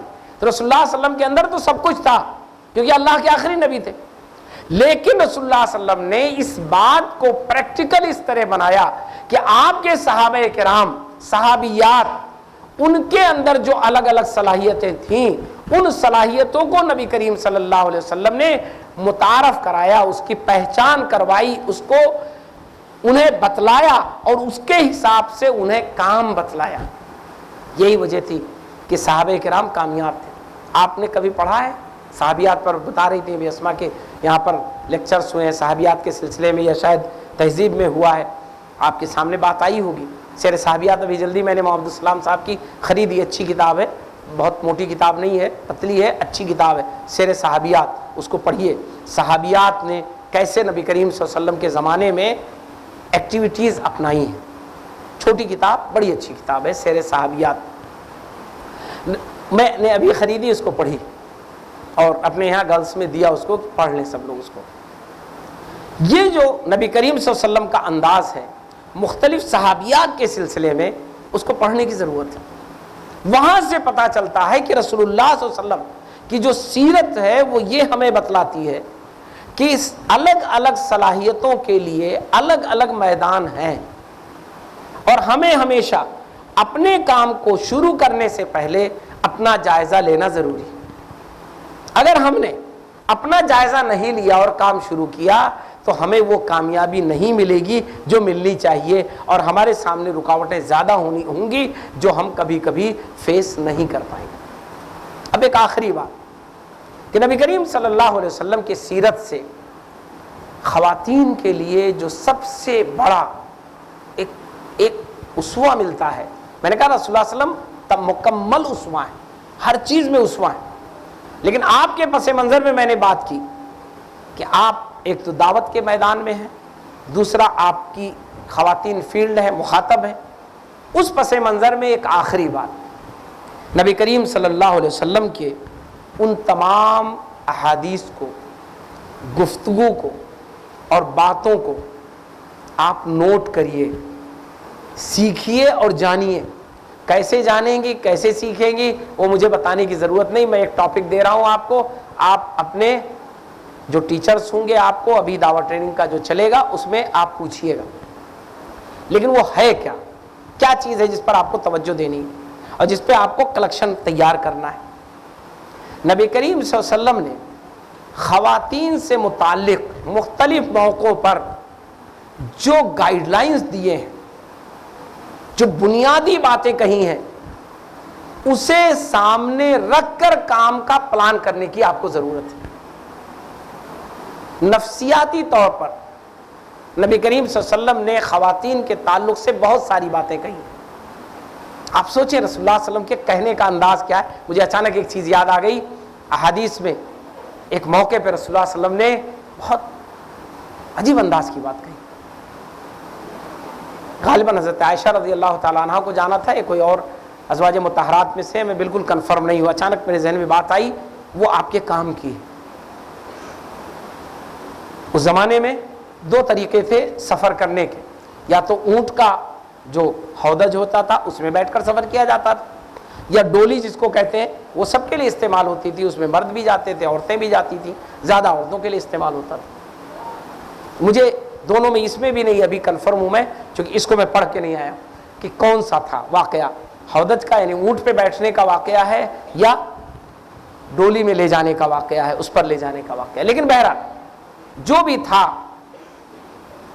رسول اللہ صلی اللہ علیہ وسلم کی ازواج مطہرات میں سے کوئی خاتون تھی، جب ان کو لے جانا تھا تو رسول اللہ صلی اللہ علیہ وسلم کیا فرما رہے؟ رفقا بالقواریر۔ کیا فرمایا رسول اللہ صلی اللہ علیہ وسلم نے؟ دو الفاظ ہیں، ان کو آپ صلی اللہ علیہ وسلم نے حکم دیا، آرڈر دیا، جنہیں وہ کام کرنا تھا، رفقا بالقواریر، کہ دیکھو جو تم کام کرنے جا رہے ہو اس میں بڑی نزاکت ہے۔ قواریر کہتے ہیں شیشے کو، شیشے کی بوتل کو قارورہ کہتے ہیں، قارور، قواریر جمع ہے اس کی، یعنی تم جو ذمہ داری نبھانے جا رہے ہو یہ نہ سمجھنا کہ ہاں تم نے لیا، پہنچا دیا، اٹھایا اور پہنچائے، ایسا نہیں ہے، اس میں خاتون بیٹھی ہوئی، رفقا بالقواریر، ان کے ساتھ رفق کا معاملہ کرنا، ان کے ساتھ تم اس بات کا خیال رکھنا، کام پورا کرنا تمہارا کام نہیں ہے، تم جس کام کو کرنے جا رہے ہو اس میں تمہیں اس بات کا خیال رکھنا ہے کہ یہ خاتون، آپ سب سے میں کہہ رہا ہوں کہ آپ کو خواتین میں کام کرنا ہے۔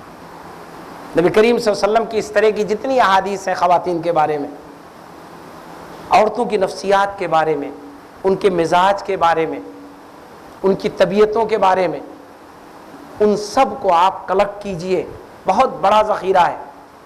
میں اتفاق ہے محروم ہوں، ایک بڑی اچھی کتاب آئی تھی اور آنے کے بعد ہی مجھے پڑھنے کو ایک لفظ نہیں ملا، کسی نے مجھ سے مانگا اور میں بھول گیا ہوں کہ کس کی ہے۔ بہت اچھی کتاب تھی خواتین پر، ابھی مولانا اکرم ندوی صاحب نے کافی کام کیا ہے لیکن وہ میرے سامنے نہیں آ پائی، چھپ کے نہیں آئی، ابھی 50 جلدوں میں لے کر چلے گئے ہیں، وہ خواتین کے اوپر بڑا کام کیا ہے انہوں نے، لیکن وہ کتاب بڑی اچھی تھی، لیکن وہ ابھی بالکل نہ کتاب نام میرے ذہن میں ہے، کافی موٹی کتاب تھی 800 پیج کی، جو کلیکشن تھا اس پر۔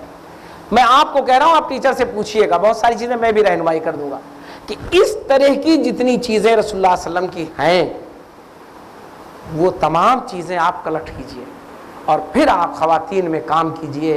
میں یقین کے ساتھ کہتا ہوں کہ جیسے رسول اللہ صلی اللہ علیہ وسلم اپنے زمانے میں خواتین کو سمجھانے میں کامیاب ہوئے تھے، آپ نبی نہیں ہیں، نہ بن سکتی ہیں، لیکن انشاءاللہ آپ بھی اسی طرح کامیاب ہوں گی جیسے کہ نبی کریم صلی اللہ علیہ وسلم اپنے زمانے میں کامیاب ہوئے تھے۔ شرط یہ ہے کہ ان چیزوں کو سیکھ لیجئے جو نبی کریم صلی اللہ علیہ وسلم کا اسلوب تھا، اور اگر اس سے ہٹ کر اس کو سیکھے بغیر آپ اس کام کو کریں گی، زیادہ سے زیادہ کریں گی، تو آپ کو تو اجر مل جائے گا، اجر میں کوئی کمی نہیں ہوگی، اجر ملے گا انشاءاللہ کیونکہ آپ محنت کر رہی ہیں، لیکن نتیجہ وہ نہیں ملے گا جو رسول اللہ صلی اللہ علیہ وسلم کے زمانے میں ملا تھا۔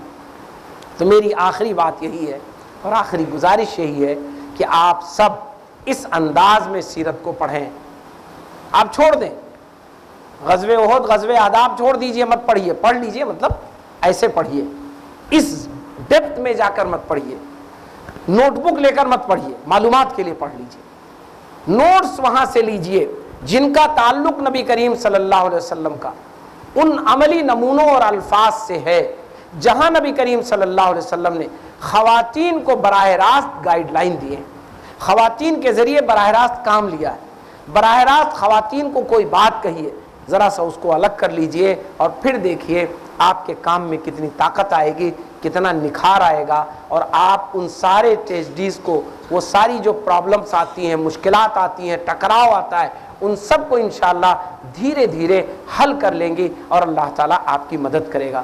اللہ تعالیٰ سے دعا ہے کہ آپ کو دعوت کے میدان میں کامیاب کر دے، آپ کو دعوت کی باتوں کو سیکھنے اور سمجھنے کی توفیق عطا فرما دے۔ آج کے سماج میں جو چیلنجز ہیں ان چیلنجز کو فیس کرنے کی توفیق عطا فرما دے، جو مشکلات اور پریشانیاں آ رہی ہیں اس میں آسانی فرما دے۔ ربنا تقبل منا انک انت السمیع العلیم وتب علینا انک انت التواب الرحیم وصلی اللہ علی النبی وعلی آلہ وصحبہ اجمعین۔ جزاک اللہ خیراً کثیرہ سر، آپ حضرت نے اللہ کے رسول صلی اللہ علیہ وسلم کے اسوہ حسنہ کو ہمارے سامنے بہت ہی احسن طریقے سے بہت کم وقت میں وضاحت کے ساتھ بیان فرمائی۔ اب ہمیں غور یہ کرنا ہے کہ اللہ تعالیٰ نے ہمیں جو بھی موقع دیے ہیں اس موقع کو غنیمت سمجھتے ہوئے اپنے اوقات کو اللہ کے رسول صلی اللہ علیہ وسلم کی سیرت کا مطالعہ کرنے میں صرف کریں اور اسی پیرائے میں خود کو ڈھال لیں، اور ہمیں اللہ تعالیٰ کا شکر ادا کرتے رہنا چاہیے کہ اللہ تعالیٰ نے ہمیں سیکھنے اور سکھانے کے لیے چن لیا ہے۔ اور اسی کے ساتھ بڑھتے ہیں اپنے نیکسٹ سیگمنٹ کی جانب جو کہ ہے کویسچن اینڈ آنسر سیشن، کیونکہ آپ سبھی نے اپنے کئی سارے سوال ہمیں لکھ بھیجے تھے۔ تو آج کے اس سیشن کا پہلا سوال ہے کہ دین پر استقامت کیسے اختیار کریں۔ تو میں ریکویسٹ کرتی ہوں جناب مصطفیٰ مدنی صاحب سے کہ وہ آپ کے سوالوں کے جواب دیں۔ سر، کہ دین پر استقامت کیسے اختیار کریں؟ دین پر استقامت،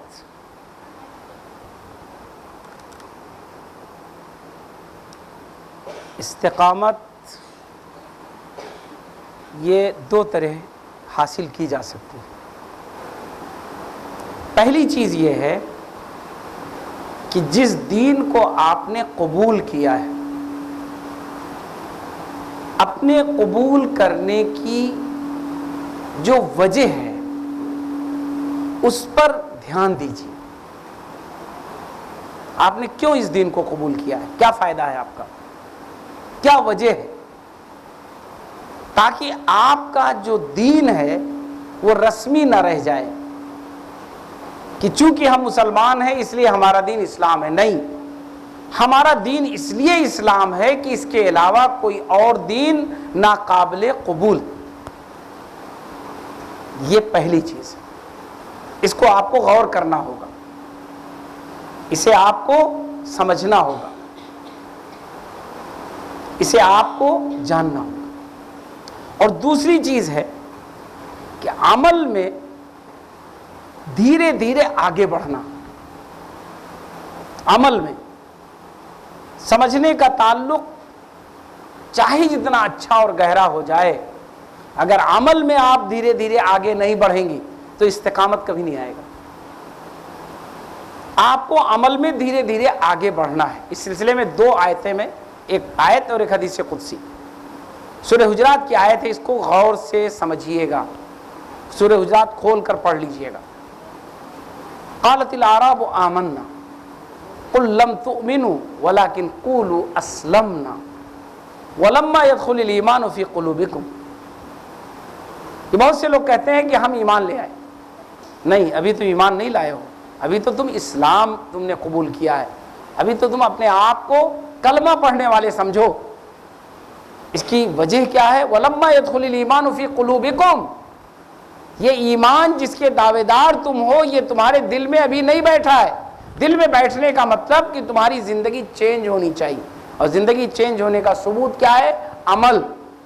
تو عمل کی دنیا میں اپنے آپ کو دھیرے دھیرے آگے بڑھانا، یہ آپ کو استقامت دے گا. حدیث قدسی ہے، اللہ تعالیٰ ارشاد فرماتا ہے کہ لا یزال العبد یتقرب الی من النوافل. بندہ نوافل کے ذریعے مجھ سے قریب ہوتا رہتا ہے. اب آپ کو گویا کہ اگر اللہ سے قریب ہونا ہے، استقامت اپنے اندر لانی ہے، تو آپ کو یہ اپنا شیڈول بنانا پڑے گا کہ جو ضروری عبادات ہیں، جو ضروری دین کے کام ہیں، جو ضروری عملی چیزیں ہیں جسے آپ کر رہی ہیں، اس میں کچھ اضافی چیزیں بڑھ جائیں، اس میں کچھ نفلی چیزیں شامل ہو جائیں، اس میں کچھ اور چیزیں آ جائیں، تب آپ کا استقامت مضبوط ہوگا، آپ کو استقامت حاصل ہو جائے گا. اگر آپ ایسا نہ کریں گے تو یقین جانیے کہ پھر وہی ہوگا، خطرے میں رہتے ہوئے ہمیشہ ڈسٹرب رہیں گے اور ہمیشہ اپنے آپ کو متزلزل پائیں گے.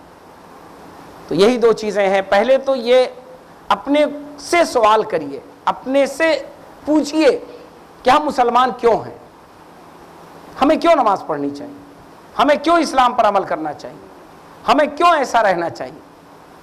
اس کا سوال آئے اور اس کا جواب ڈھونڈیے تاکہ آپ پختہ ہوں اپنے ایمان میں.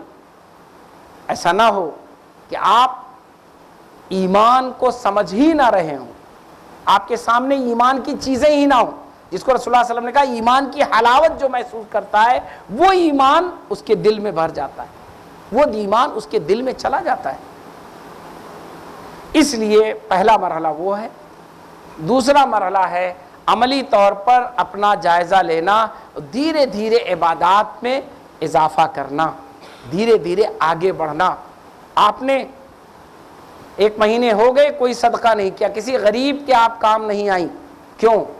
یہ سوال ہونا چاہیے. نہیں، ہم نے پچھلے مہینے نہیں کیا تھا، اس مہینے ہمیں کرنا ہے. ہم نے پچھلے مہینے کوئی نفلی روزہ نہیں رکھا تھا، ہم رکھیں گے اس مہینے. ہم نے کبھی گزر گئے 1 ہفتہ 2 ہفتہ 2 رکعت بھی ہم نے الگ سے نماز نہیں پڑھی نفل، ہمیں پڑھنی ہے.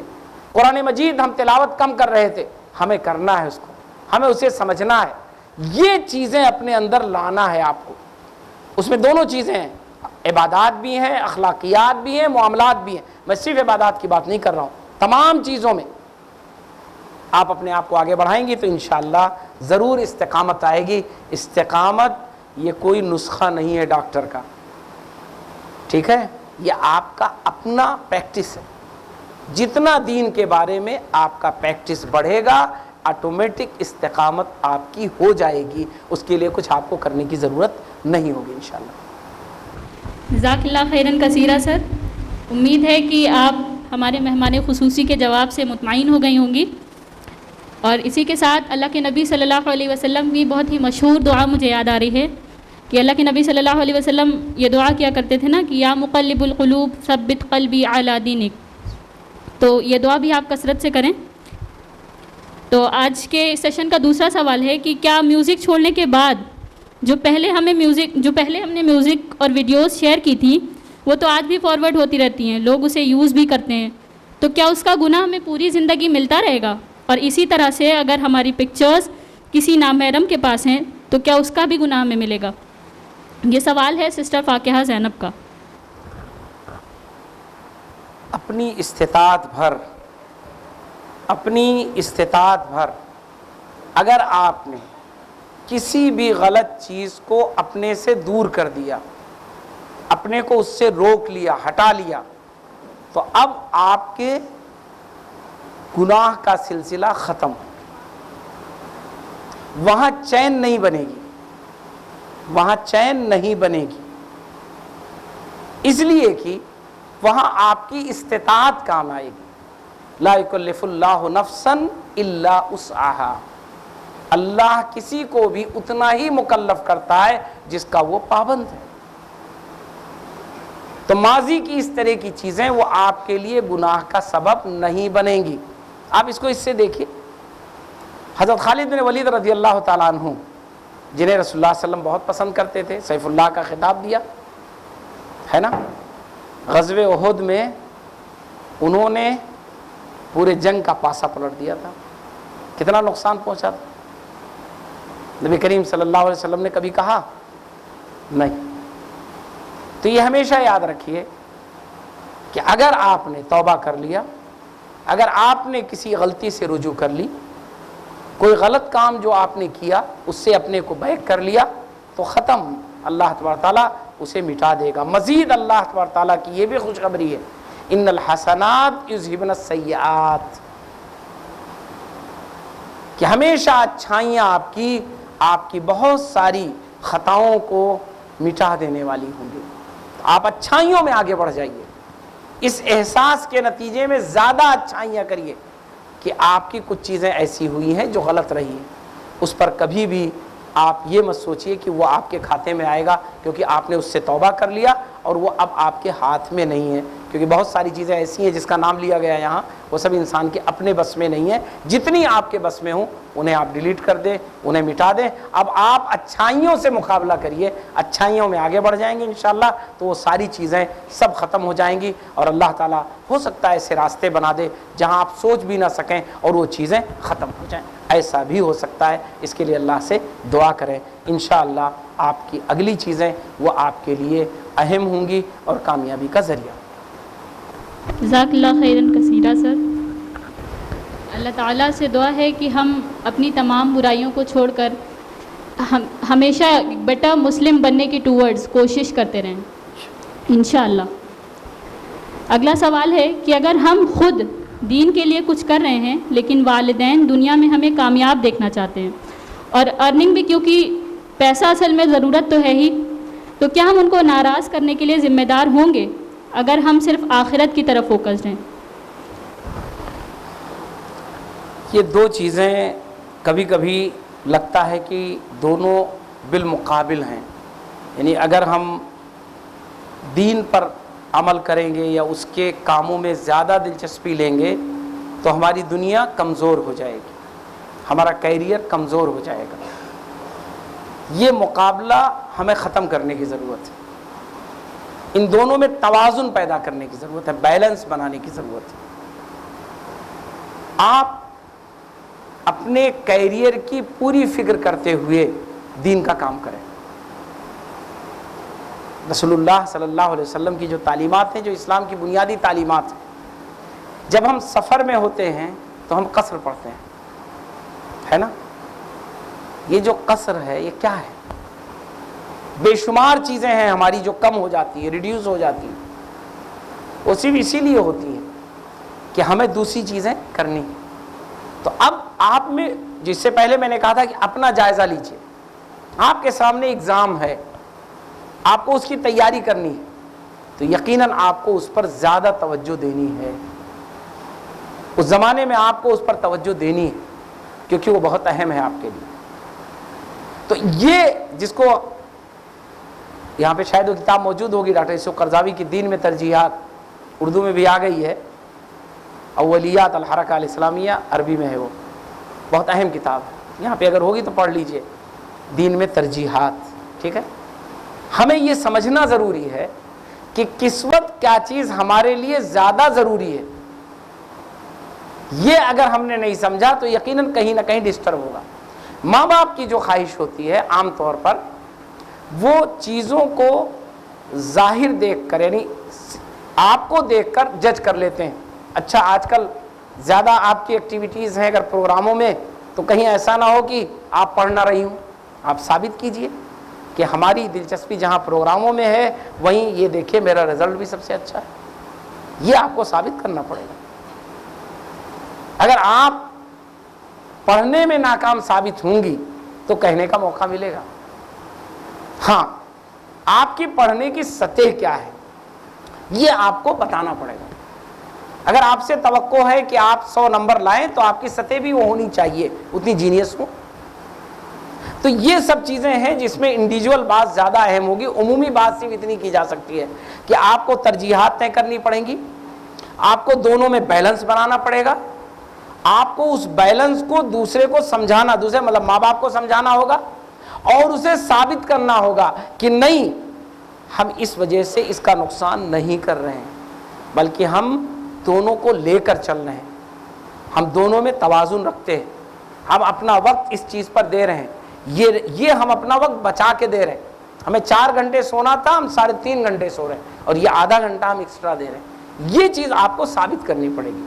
اگر یہ ثابت کر لے جائیں گے انشاءاللہ تو ماں باپ کی ناراضگی ختم ہو جائے گی. عموماً ناراضگی اس وقت بڑھتی ہے جب کچھ لوگ ایک چیز میں زیادہ مصروف ہو جاتے ہیں اور دوسری چیز چھوڑ دیتے ہیں، تو وہاں بہرحال ماں باپ کو آپ کی فکر ہوتی ہے، اس لیے وہ آپ سے ناراض ہوتے ہیں. ان کی ناراضگی دشمنی کی بنیاد پر نہیں ہوتی ہے، دین سے ضد کی اور دین سے کسی ناراضگی کی بنیاد پر نہیں ہوتی ہے. وہ دراصل آپ کو چاہتے ہیں، کامیاب دیکھنا چاہتے ہیں. انہیں ڈر یہ ہوتا ہے کہیں ایسا نہ ہو کہ اس چکر میں اس کا فیوچر خراب ہو جائے، اس کی تعلیم کمزور ہو جائے، یہ ہمارے لیے شرمندگی کا سبب بن جائے. تو وہ فکر مندی ان کی اہم ہے، اس کو اہمیت دیجیے. آپ ثابت یہ کر دیجیے آپ کہ نہیں، آپ کو جس چیز میں فکر مندی ہے وہ فکر مندی آپ کی میں ختم کر رہی ہوں، میں پڑھ کے دکھا رہی ہوں. صرف اتنا ثابت کرنا ہے آپ کو. تو اس انداز میں آئیے، اس میں چیز کو سمجھنے کی ضرورت ہے، سمجھانے کی ضرورت ہے، ٹکراؤ بنانے سے بچنے کی ضرورت ہے. باقی انڈیویجول کہیں کوئی معاملہ ہوگا تو اس کو دوسرے انداز میں بتایا جا سکتا ہے، سمجھایا جا سکتا ہے. ہوتا ہے کبھی کبھی بعض مشکلات ایسی آتی ہیں تو آپ اس میں کوشش کریے وہی کہ جو قرآن میں بہت سارے واقعات ہیں، رسول اللہ صلی اللہ علیہ وسلم کی زندگی میں بہت سارے واقعات ہیں، بہت سارے صحابیات کے واقعات ہیں کہ بہت ساری مشکلات میں رہ کر انہوں نے کام کیا ہے. آپ کیسے اس کو مینیج کریں گی وہ اپنے آپ. میں ہمیشہ کہتا ہوں رجوع کریے. یہاں آپ کی ماشاءاللہ اسماء ہیں، ان سے رجوع کریے. آپ کی ٹیچرز ہیں، ان سے رجوع کریے. جو تھوڑی سی ایکسپیرینس رکھتی ہیں ان سے رجوع کریے. لیکن آپ ماں باپ سے ٹکراؤ مت لیجئے. یہ میں ہمیشہ کہوں گا، ماں باپ سے ٹکراؤ کبھی مت لیجئے. ماں باپ اگر کوئی بات کہتے ہیں تو ان کی بات کو اہمیت دیجئے اور سمجھا دیجئے ان کو اپنے عمل سے کہ آپ کی بات کو ہم اہمیت دے رہے ہیں. البتہ جو ہم یہ کر رہے ہیں یہ بھی آپ ہی کی خاطر کر رہے ہیں کہ اگر ہم نیک بن جائیں گے تو آپ کے لیے بھی اچھا ہوگا. اتنا اگر ہم سمجھانے میں کامیاب ہو جائیں گے تو انشاءاللہ اچھا ہوگا. ہوتا ہے ماں باپ کے اپنے اپنے رجحانات ہوتے ہیں، اپنا مزاج ہوتا ہے، اپنا بیک گراؤنڈ ہوتا ہے، ان کے اپنے کچھ فیصلے ہوتے ہیں. وہ سب چیزیں اثر انداز ہوتی ہیں اور وہ ہمارے آپ کے لیے بڑا چیلنج بنتا ہے. لیکن ہماری ذمہ داری ہے کہ اگر ہم نے دائی ہوتے ہوئے ماں باپ سے ٹکراؤ لے لی تو آپ ذرا سوچیں میسج کیا جائے گا، کتنا خراب میسج جائے گا، کتنی بڑی بات جائے گی. کہ دعوت کا کام کرنے والے وہ ماں باپ کی عزت نہیں کرتے.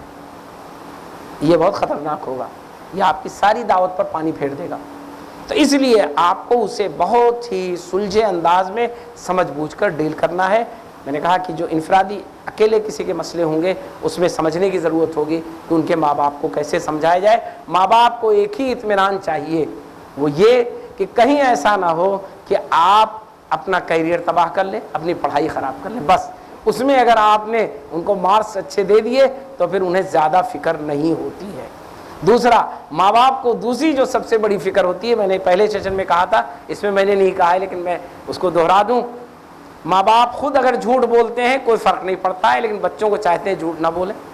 ماں باپ خود بہت سارے غلط کام کرتے ہیں لیکن بچوں کو چاہتے ہیں کہ وہ نہ کریں. آپ کبھی انہیں ٹوکیے مت. کبھی کبھی ایسا ہو جاتا ہے, میں یہ نہیں کہہ رہا ہوں کبھی مت ٹوکیے کا مطلب چھوڑ دیجئے, مناسب موقع تلاش کریے انہیں ٹوکنے کا, برجستہ مت ٹوکیے. یہ میرا مقصد ہے. ہوتا کیا ہے کہ ہم نے ایک اچھائی قبول کر لی اور ہمارے ماں باپ میں وہ اچھائی نہیں ہے. اب ہم سوچتے ہیں کہ یہ اچھائی, یقیناً میرا جذبہ بہت اچھا ہے کہ وہ ماں باپ میں کل سے شروع ہو جائے, مجھ سے پہلے آ جائے, مجھ سے زیادہ ہو جائے. یہ کیسے ہو سکتا ہے؟ آپ کو اطمینان ہو گیا اس لیے آپ نے اچھائی قبول کر لی. انہیں اطمینان نہیں ہے تو آپ کا دباؤ وہ کیسے قبول کر لیں گے؟ یہ وہ چیز ہوتی ہے جو زیادہ ٹکراؤ بنتی ہے. میرے علم کی حد تک, میں اس کی مثالوں میں نہیں جاؤں گا, میرے علم کی حد تک یہ زیادہ ٹکراؤ بنتی ہے. یہاں صرف آپ کو یہ کرنا ہے انتظار کا. اگر رسول اللہ صلی اللہ علیہ وسلم اڑ جاتے کہ اپنے چچا سے کہتے, ابو طالب چچا محترم آپ نے بڑی میری خدمت کی ہے, مجھے آپ کے اس دولت کی اور پیسے کی کوئی لالچ نہیں ہے, آپ میری بات مان لیجئے, ابھی ہزاروں لوگ مان لیں گے اور آپ میری بات مانیے یا کہہ دیجئے نہیں مانیں گے تو میرا آپ سے کوئی واسطہ نہیں. کیا رسول اللہ صلی اللہ علیہ وسلم نے ایسا کیا؟ بتائیے مجھ کو. رسول اللہ صلی اللہ علیہ وسلم کو کتنی محبت تھی اپنے چچا سے, کتنی محبت تھی, لیکن آپ نے کیا ان کو چیلنج کیا کہ آپ ایمان نہیں لا رہے ہیں؟ کیسے میں کہوں کہ آپ بڑے سمجھدار ہیں, کیسے میں کہوں آپ بڑے شریف ہیں, آپ بڑے اچھے ہیں, آپ کو کچھ عقل نہیں ہے؟ کہا رسول اللہ صلی اللہ علیہ وسلم نے؟ نہیں کہا. اخیر تک نبی کریم صلی اللہ علیہ وسلم صرف ان کے لیے دعا کرتے رہے. ان کے سامنے کوئی بات آئی تو کہا, کبھی ان کو چیلنج نہیں کیا. یہی چیز ہمارے آپ کے لیے بہترین ذریعہ اسوہ ہے کہ رسول اللہ صلی اللہ علیہ وسلم نے کیسے ڈیل کیا اپنے چچا کو جو ایمان بھی نہیں لائے. ہمارے آپ کے ماں باپ تو کم سے کم ایمان والے ہیں, ہے نا. عمل میں گڑبڑ ہوتا ہے, پریکٹس میں کمی ہوتی ہے, ہم اس کو چیلنج کر بیٹھتے ہیں اور وہیں ٹکراؤ زبردست ہو جاتا ہے. وہ کہتے ہیں اچھا ٹھیک ہے تو اب ہم تمہاری یہ فیلڈ ہی چھوڑوا دیں تاکہ کوئی مجھے کہنے والا نہ ہو, ہے نا. یہ ہوتا ہے نفسیات جس سے آپ ٹکرا جاتی ہیں جا کر کے. بس اسی سے بچ جائیے, انشاءاللہ معاملہ نہیں بگڑے گا, بقیہ انشاءاللہ اسما سنبھال لیں گے. جزاک اللہ sir. Indeed it was a practical question. تو ضرورت ہے ہمیں اپنی پرائیورٹیز کو ری سیٹ کرنے کی, اور ہمیں کوشش کرنی ہے کہ ہم اپنی دین اور دنیا دونوں کو بیلنس کر پائیں. تو ہمارا اگلا سوال ہے کہ السلام علیکم ورحمۃ اللہ. اگر آپ ایسی کنٹری یا شہر میں رہتے ہوں جہاں 99% لوگ نان مسلمس ہوں تو ایسے ماحول میں دعوت کی کیا حکمت اور انداز ہونا چاہیے؟ ایک دو بار کچھ دعوت دینے کی کوشش کی تو اثر الٹا ہی ہوا. انفیکٹ ان کے ریلیجن کی بات نکالو حکمت کے ساتھ بھی تو لوگ آفینڈ ہو جاتے ہیں کہ بات بات پہ ریلیجن کیوں بیچ میں لے کے آتے ہو, سب خوش خوش رہو. اخلاق بہت اچھا رکھتے ہیں اور ان کا بھی اخلاق بہت ہی اچھا رہتا ہے. تو ایسی کنٹریز میں کیا حکمت ہوگی دعوت کے کام کی؟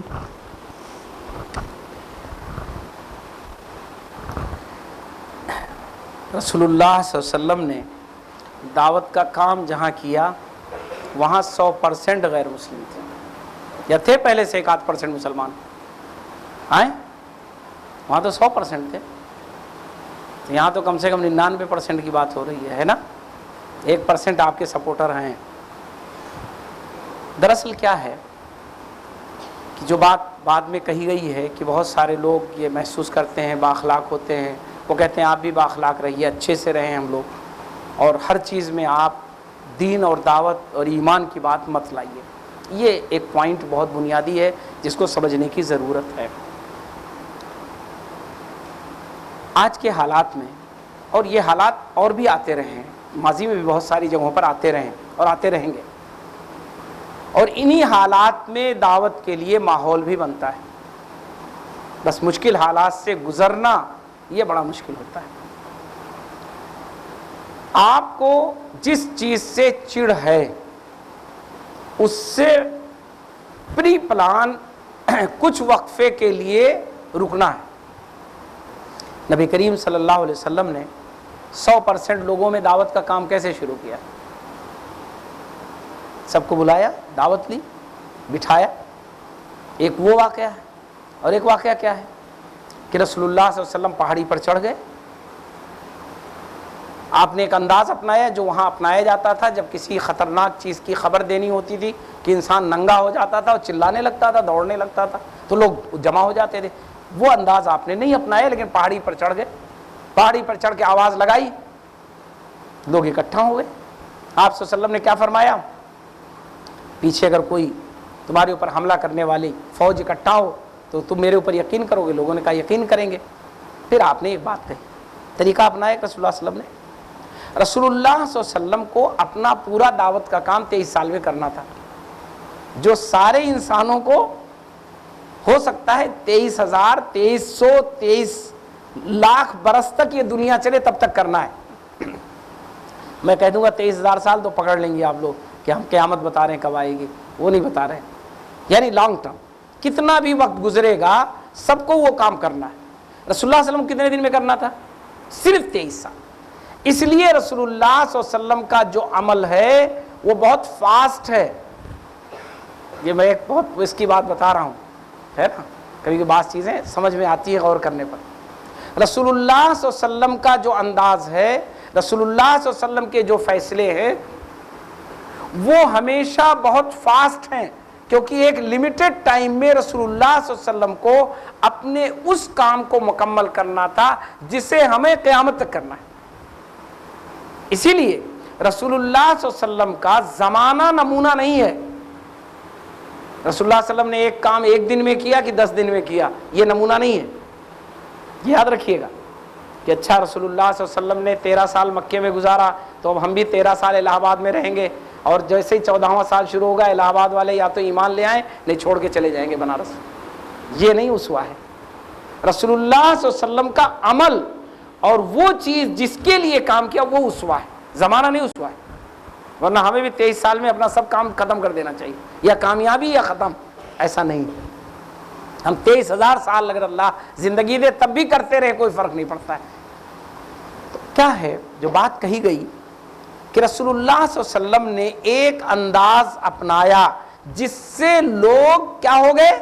اٹریکٹ ہو گئے، متوجہ ہو گئے، اکٹھا ہو گئے. وہ انداز اپنایا رسول اللہ صلی اللہ علیہ وسلم. ہمیں بھی وہ انداز اپنانا ہوگا. ہمیں بھی کیا کرنا ہوگا؟ وہ انداز اپنانا ہوگا. یقیناً دین ایمان کی بات پہلے مت کریے، رسول اللہ صلی اللہ علیہ وسلم نے نہیں کیا ہے. ورنہ رسول اللہ صلی اللہ علیہ وسلم کھڑے ہو کر لا الہ الا اللہ لا الہ الا اللہ پڑھتے اور لوگ اکٹھا ہو جاتے، ہے نا. سب سے بہترین کلمہ پہلے اسے پڑھنا چاہیے تھا. کیا کیا رسول اللہ صلی اللہ علیہ وسلم نے؟ ایسا نہیں کیا. کہیں ایسا بھی کیا ہے جہاں وہ ایسا کرنے کا موقع تھا وہ کیا ہے رسول اللہ صلی اللہ علیہ وسلم نے، لیکن یہاں نہیں کیا رسول اللہ صلی اللہ علیہ وسلم نے. تو یہ جو آپ نے بتلایا ہے، یہ ماحول، یہ انداز، ایسی سچویشن، اس میں آپ کو کلمہ پڑھ کر کے نہیں بلانا ہے. وہی انداز جو رسول اللہ صلی اللہ علیہ وسلم نے اپنایا کہ لوگ متوجہ ہو جائیں. مثلا قرآن مجید نے بار بار ذکر کیا اور رسول اللہ صلی اللہ علیہ وسلم بھی بیان کیا کرتے تھے واقعات کو. قرآن نے کیا کیا ہے؟ ایام جس کو قرآن میں کہا گیا، ایسے حوادث، ایسے واقعات، ایسی چیزیں جو انسان کو چونکا دیتی ہیں، ہلا کے رکھ دیتی ہیں. ابھی کیا ہوا ہے؟ لیبیا جیسی جگہ پر پورے شہر کو سیلاب نے ختم کر دیا. ابھی انڈیا میں کیا ہوا ہے؟ بہت ساری جگہوں پہ کیسی کیسی چیزیں پیش آئیں.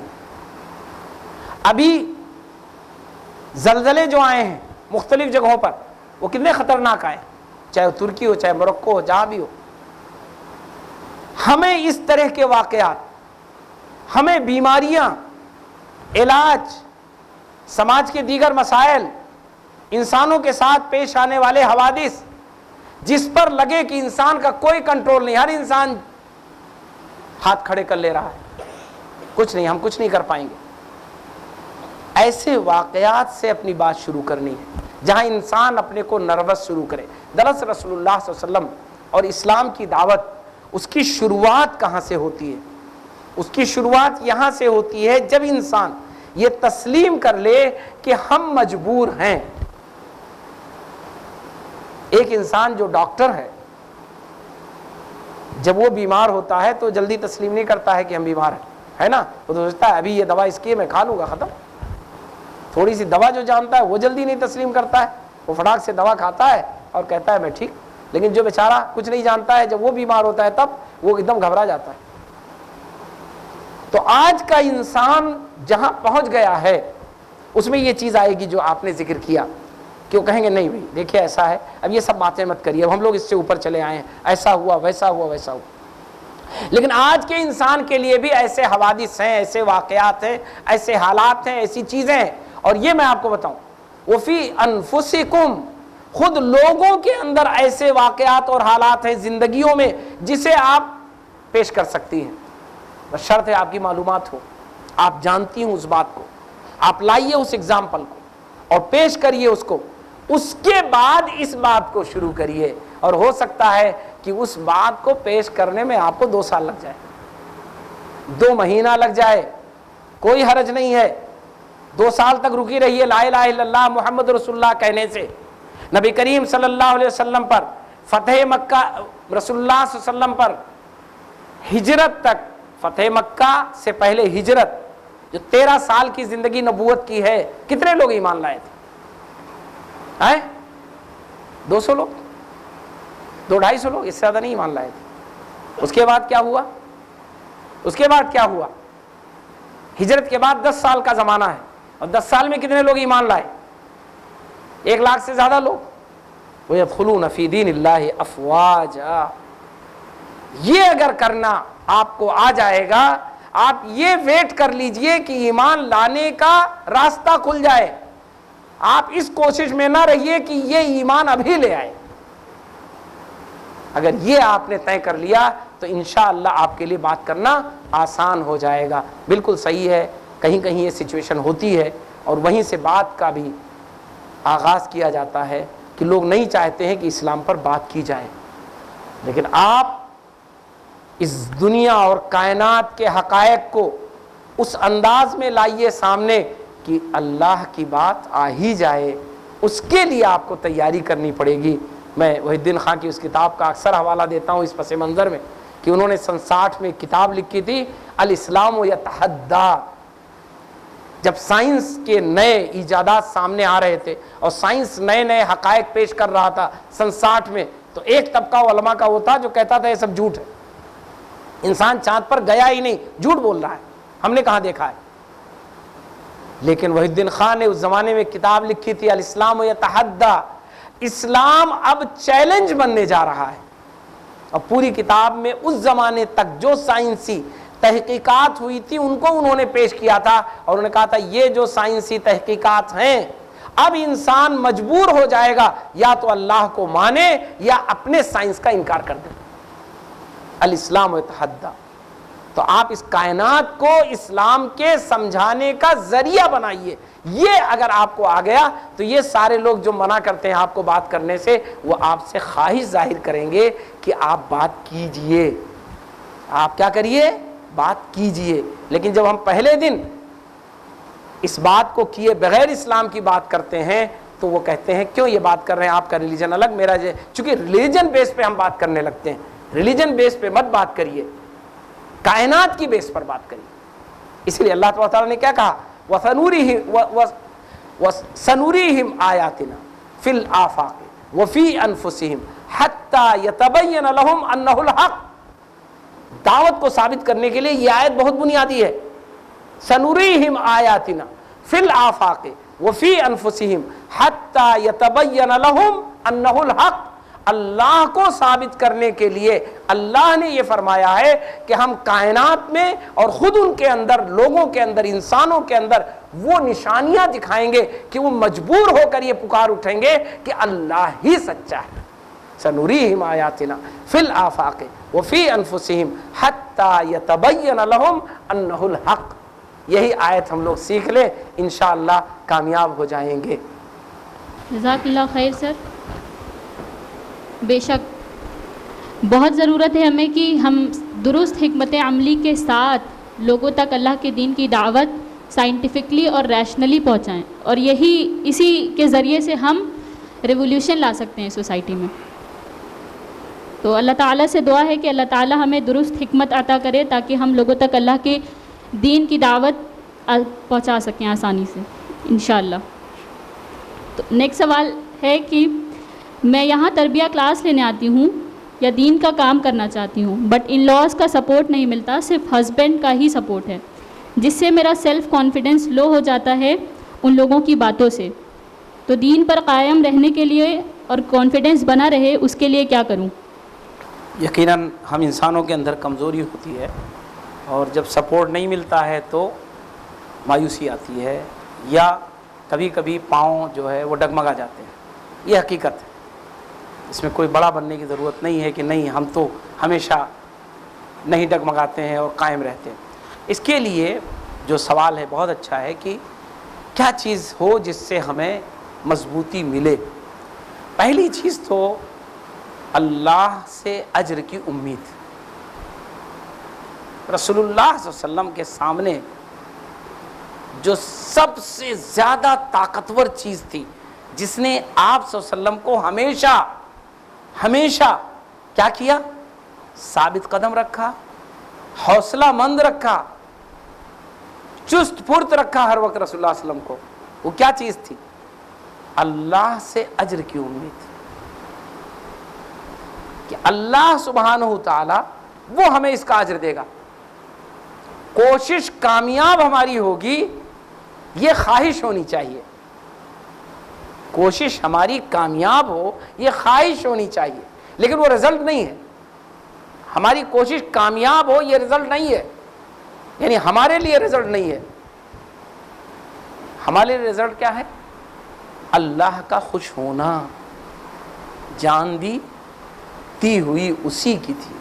حق تو یہ ہے کہ حق ادا نہ ہوا. ان اللہ اشترى من المؤمنین انفسهم واموالهم بان لهم الجنہ. قرآن کی جو آیت ہے وہ یہ ہے، ان اللہ اشترى من المؤمنین انفسهم واموالهم بان لهم الجنہ. تو یہ لهم الجنہ، یہ جو رزلٹ ہے نا، اس پر ہمیں بڑا پختہ یقین ہونا چاہیے، بہت پختہ یقین ہونا چاہیے. اور یہی وہ چیز ہے جو ہم کو حوصلہ مند رکھے گی، جو ہمیں مضبوط رکھے گی، جو ہمیں آگے بڑھائے گی. دوسری چیز ہے جو میں ایک انسانی بنیاد پہ کہہ رہا ہوں، بہت صاف بات آ گئی، لیکن انسانی بنیاد پر وہ یہ ہے کہ ہمیشہ کام کے دوران جو رکاوٹیں آئیں ان کو ایک اعتبار سے اہمیت دینے کی ضرورت ہے، اور ایک اعتبار سے بالکل پسے پش ڈال دینے کی ضرورت ہے، یعنی اس پر توجہ نہ دینے کی ضرورت ہے. اہمیت کس اعتبار سے دیں؟ اس اعتبار سے دیں کہ یہ رکاوٹ جو ہے یہ میرے لیے ایک سمجھنے بوجھنے کا چانس ہے. کہیں ایسا تو نہیں کہ میری کسی کمی کی وجہ سے رکاوٹ ہے، میری کسی خامی کی وجہ سے رکاوٹ ہے. اس اعتبار سے ہم اس کو اہمیت دیں، اور اس اعتبار سے اس کو بالکل قابل اعتنا نہ سمجھیں، کوئی توجہ ہی نہ دیں کہ وہ ہمارے راستے نہیں روک سکتی. رکاوٹیں اگر انسان کا راستہ روک سکتی تو دنیا میں کوئی انسان کامیاب نہیں ہوتا، کیونکہ کوئی آدمی ایسا نہیں ہے جس کے سامنے رکاوٹیں نہ ہوں. یا ہے کوئی ایسا؟ کوئی انسان ایسا نہیں. دنیا میں کوئی انسان ایسا آج تک نہیں آیا ہے جو یہ اپنی کامیاب لائف کے بارے میں بتائے اور یہ نہ بتائے کہ میرے سامنے یہ رکاوٹیں تھیں، میرے سامنے یہ پریشانیاں تھیں. تو کامیابی کے لیے یہ شرط نہیں ہے کہ میدان کھلا ہوا ہو، راستہ بالکل کلیئر ہو. کامیابی کے لیے شرط یہ ہے کہ وہ چلنے والا جو ہے وہ اپنے راستے پر چلتا رہے، گامزن رہے. والذین جاہدوا فینا لنہدینہم سبلنا وان اللہ لمع المحسنین. جو لوگ اچھے سے اپنے کام کو کرتے جائیں گے اللہ انہیں کامیاب کرے گا اور اللہ ان کے ساتھ. یہ چیز اگر آپ کے اندر آ گئی تو انشاءاللہ ہوگا. رکاوٹوں کو اہمیت دیجئے اس کارنر پر کہ رکاوٹیں کہیں ایسا تو نہیں میری کمی کی وجہ سے ہیں، میری خامی کی وجہ سے ہیں، میری غلطی کی وجہ سے ہیں۔ وہ اگر آپ نے رکھا اپنے سامنے تو انشاءاللہ رکاوٹیں بھی کچھ ایسی ہوں گی جو آپ ختم کر لے جائیں گے، کنٹرول کر لے جائیں گے، بقیہ کو قابل اتنا نہ سمجھیے۔ جزاک اللہ خیراً کثیرہ سر، ماشاء اللہ بہترین انداز میں آپ نے ان تمام سوالات کے جوابات دیے۔ امید ہے آپ سبھی کو اپنے سوالات کے تشفی بخش جوابات مل گئے ہوں گے، اور وقت کی کمی کی وجہ سے ہم آپ کے اور سوال نہیں لے پائے، تو جن بہنوں کے سوال ان آنسرڈ رہ گئے ہیں وہ اپنے سوالوں کے جواب آئندہ کی کلاسز میں میم سے لے سکتی ہیں۔ اور آئی اپریشیٹ یو آل، کیونکہ آپ سب کے سوال یہ صاف ظاہر کر رہے تھے کہ آپ سب اپنی اور اپنے آس پاس کے لوگوں کی اصلاح کے لیے کتنی فکر مند ہیں۔ تو اللہ تعالیٰ سے دعا ہے کہ اللہ تعالیٰ ہم سب کو اپنا مقصد زندگی کو پہچاننے کی اور اس کے لیے کوشش کرنے کی توفیق دے، اور ہمیں دنیا اور آخرت دونوں جہان میں کامیابی عطا فرمائے۔ اور اسی کے ساتھ میں آج کے پروگرام کا اختتام کرتی ہوں۔ جزاک اللہ خیر، والسلام علیکم ورحمۃ اللہ وبرکاتہ۔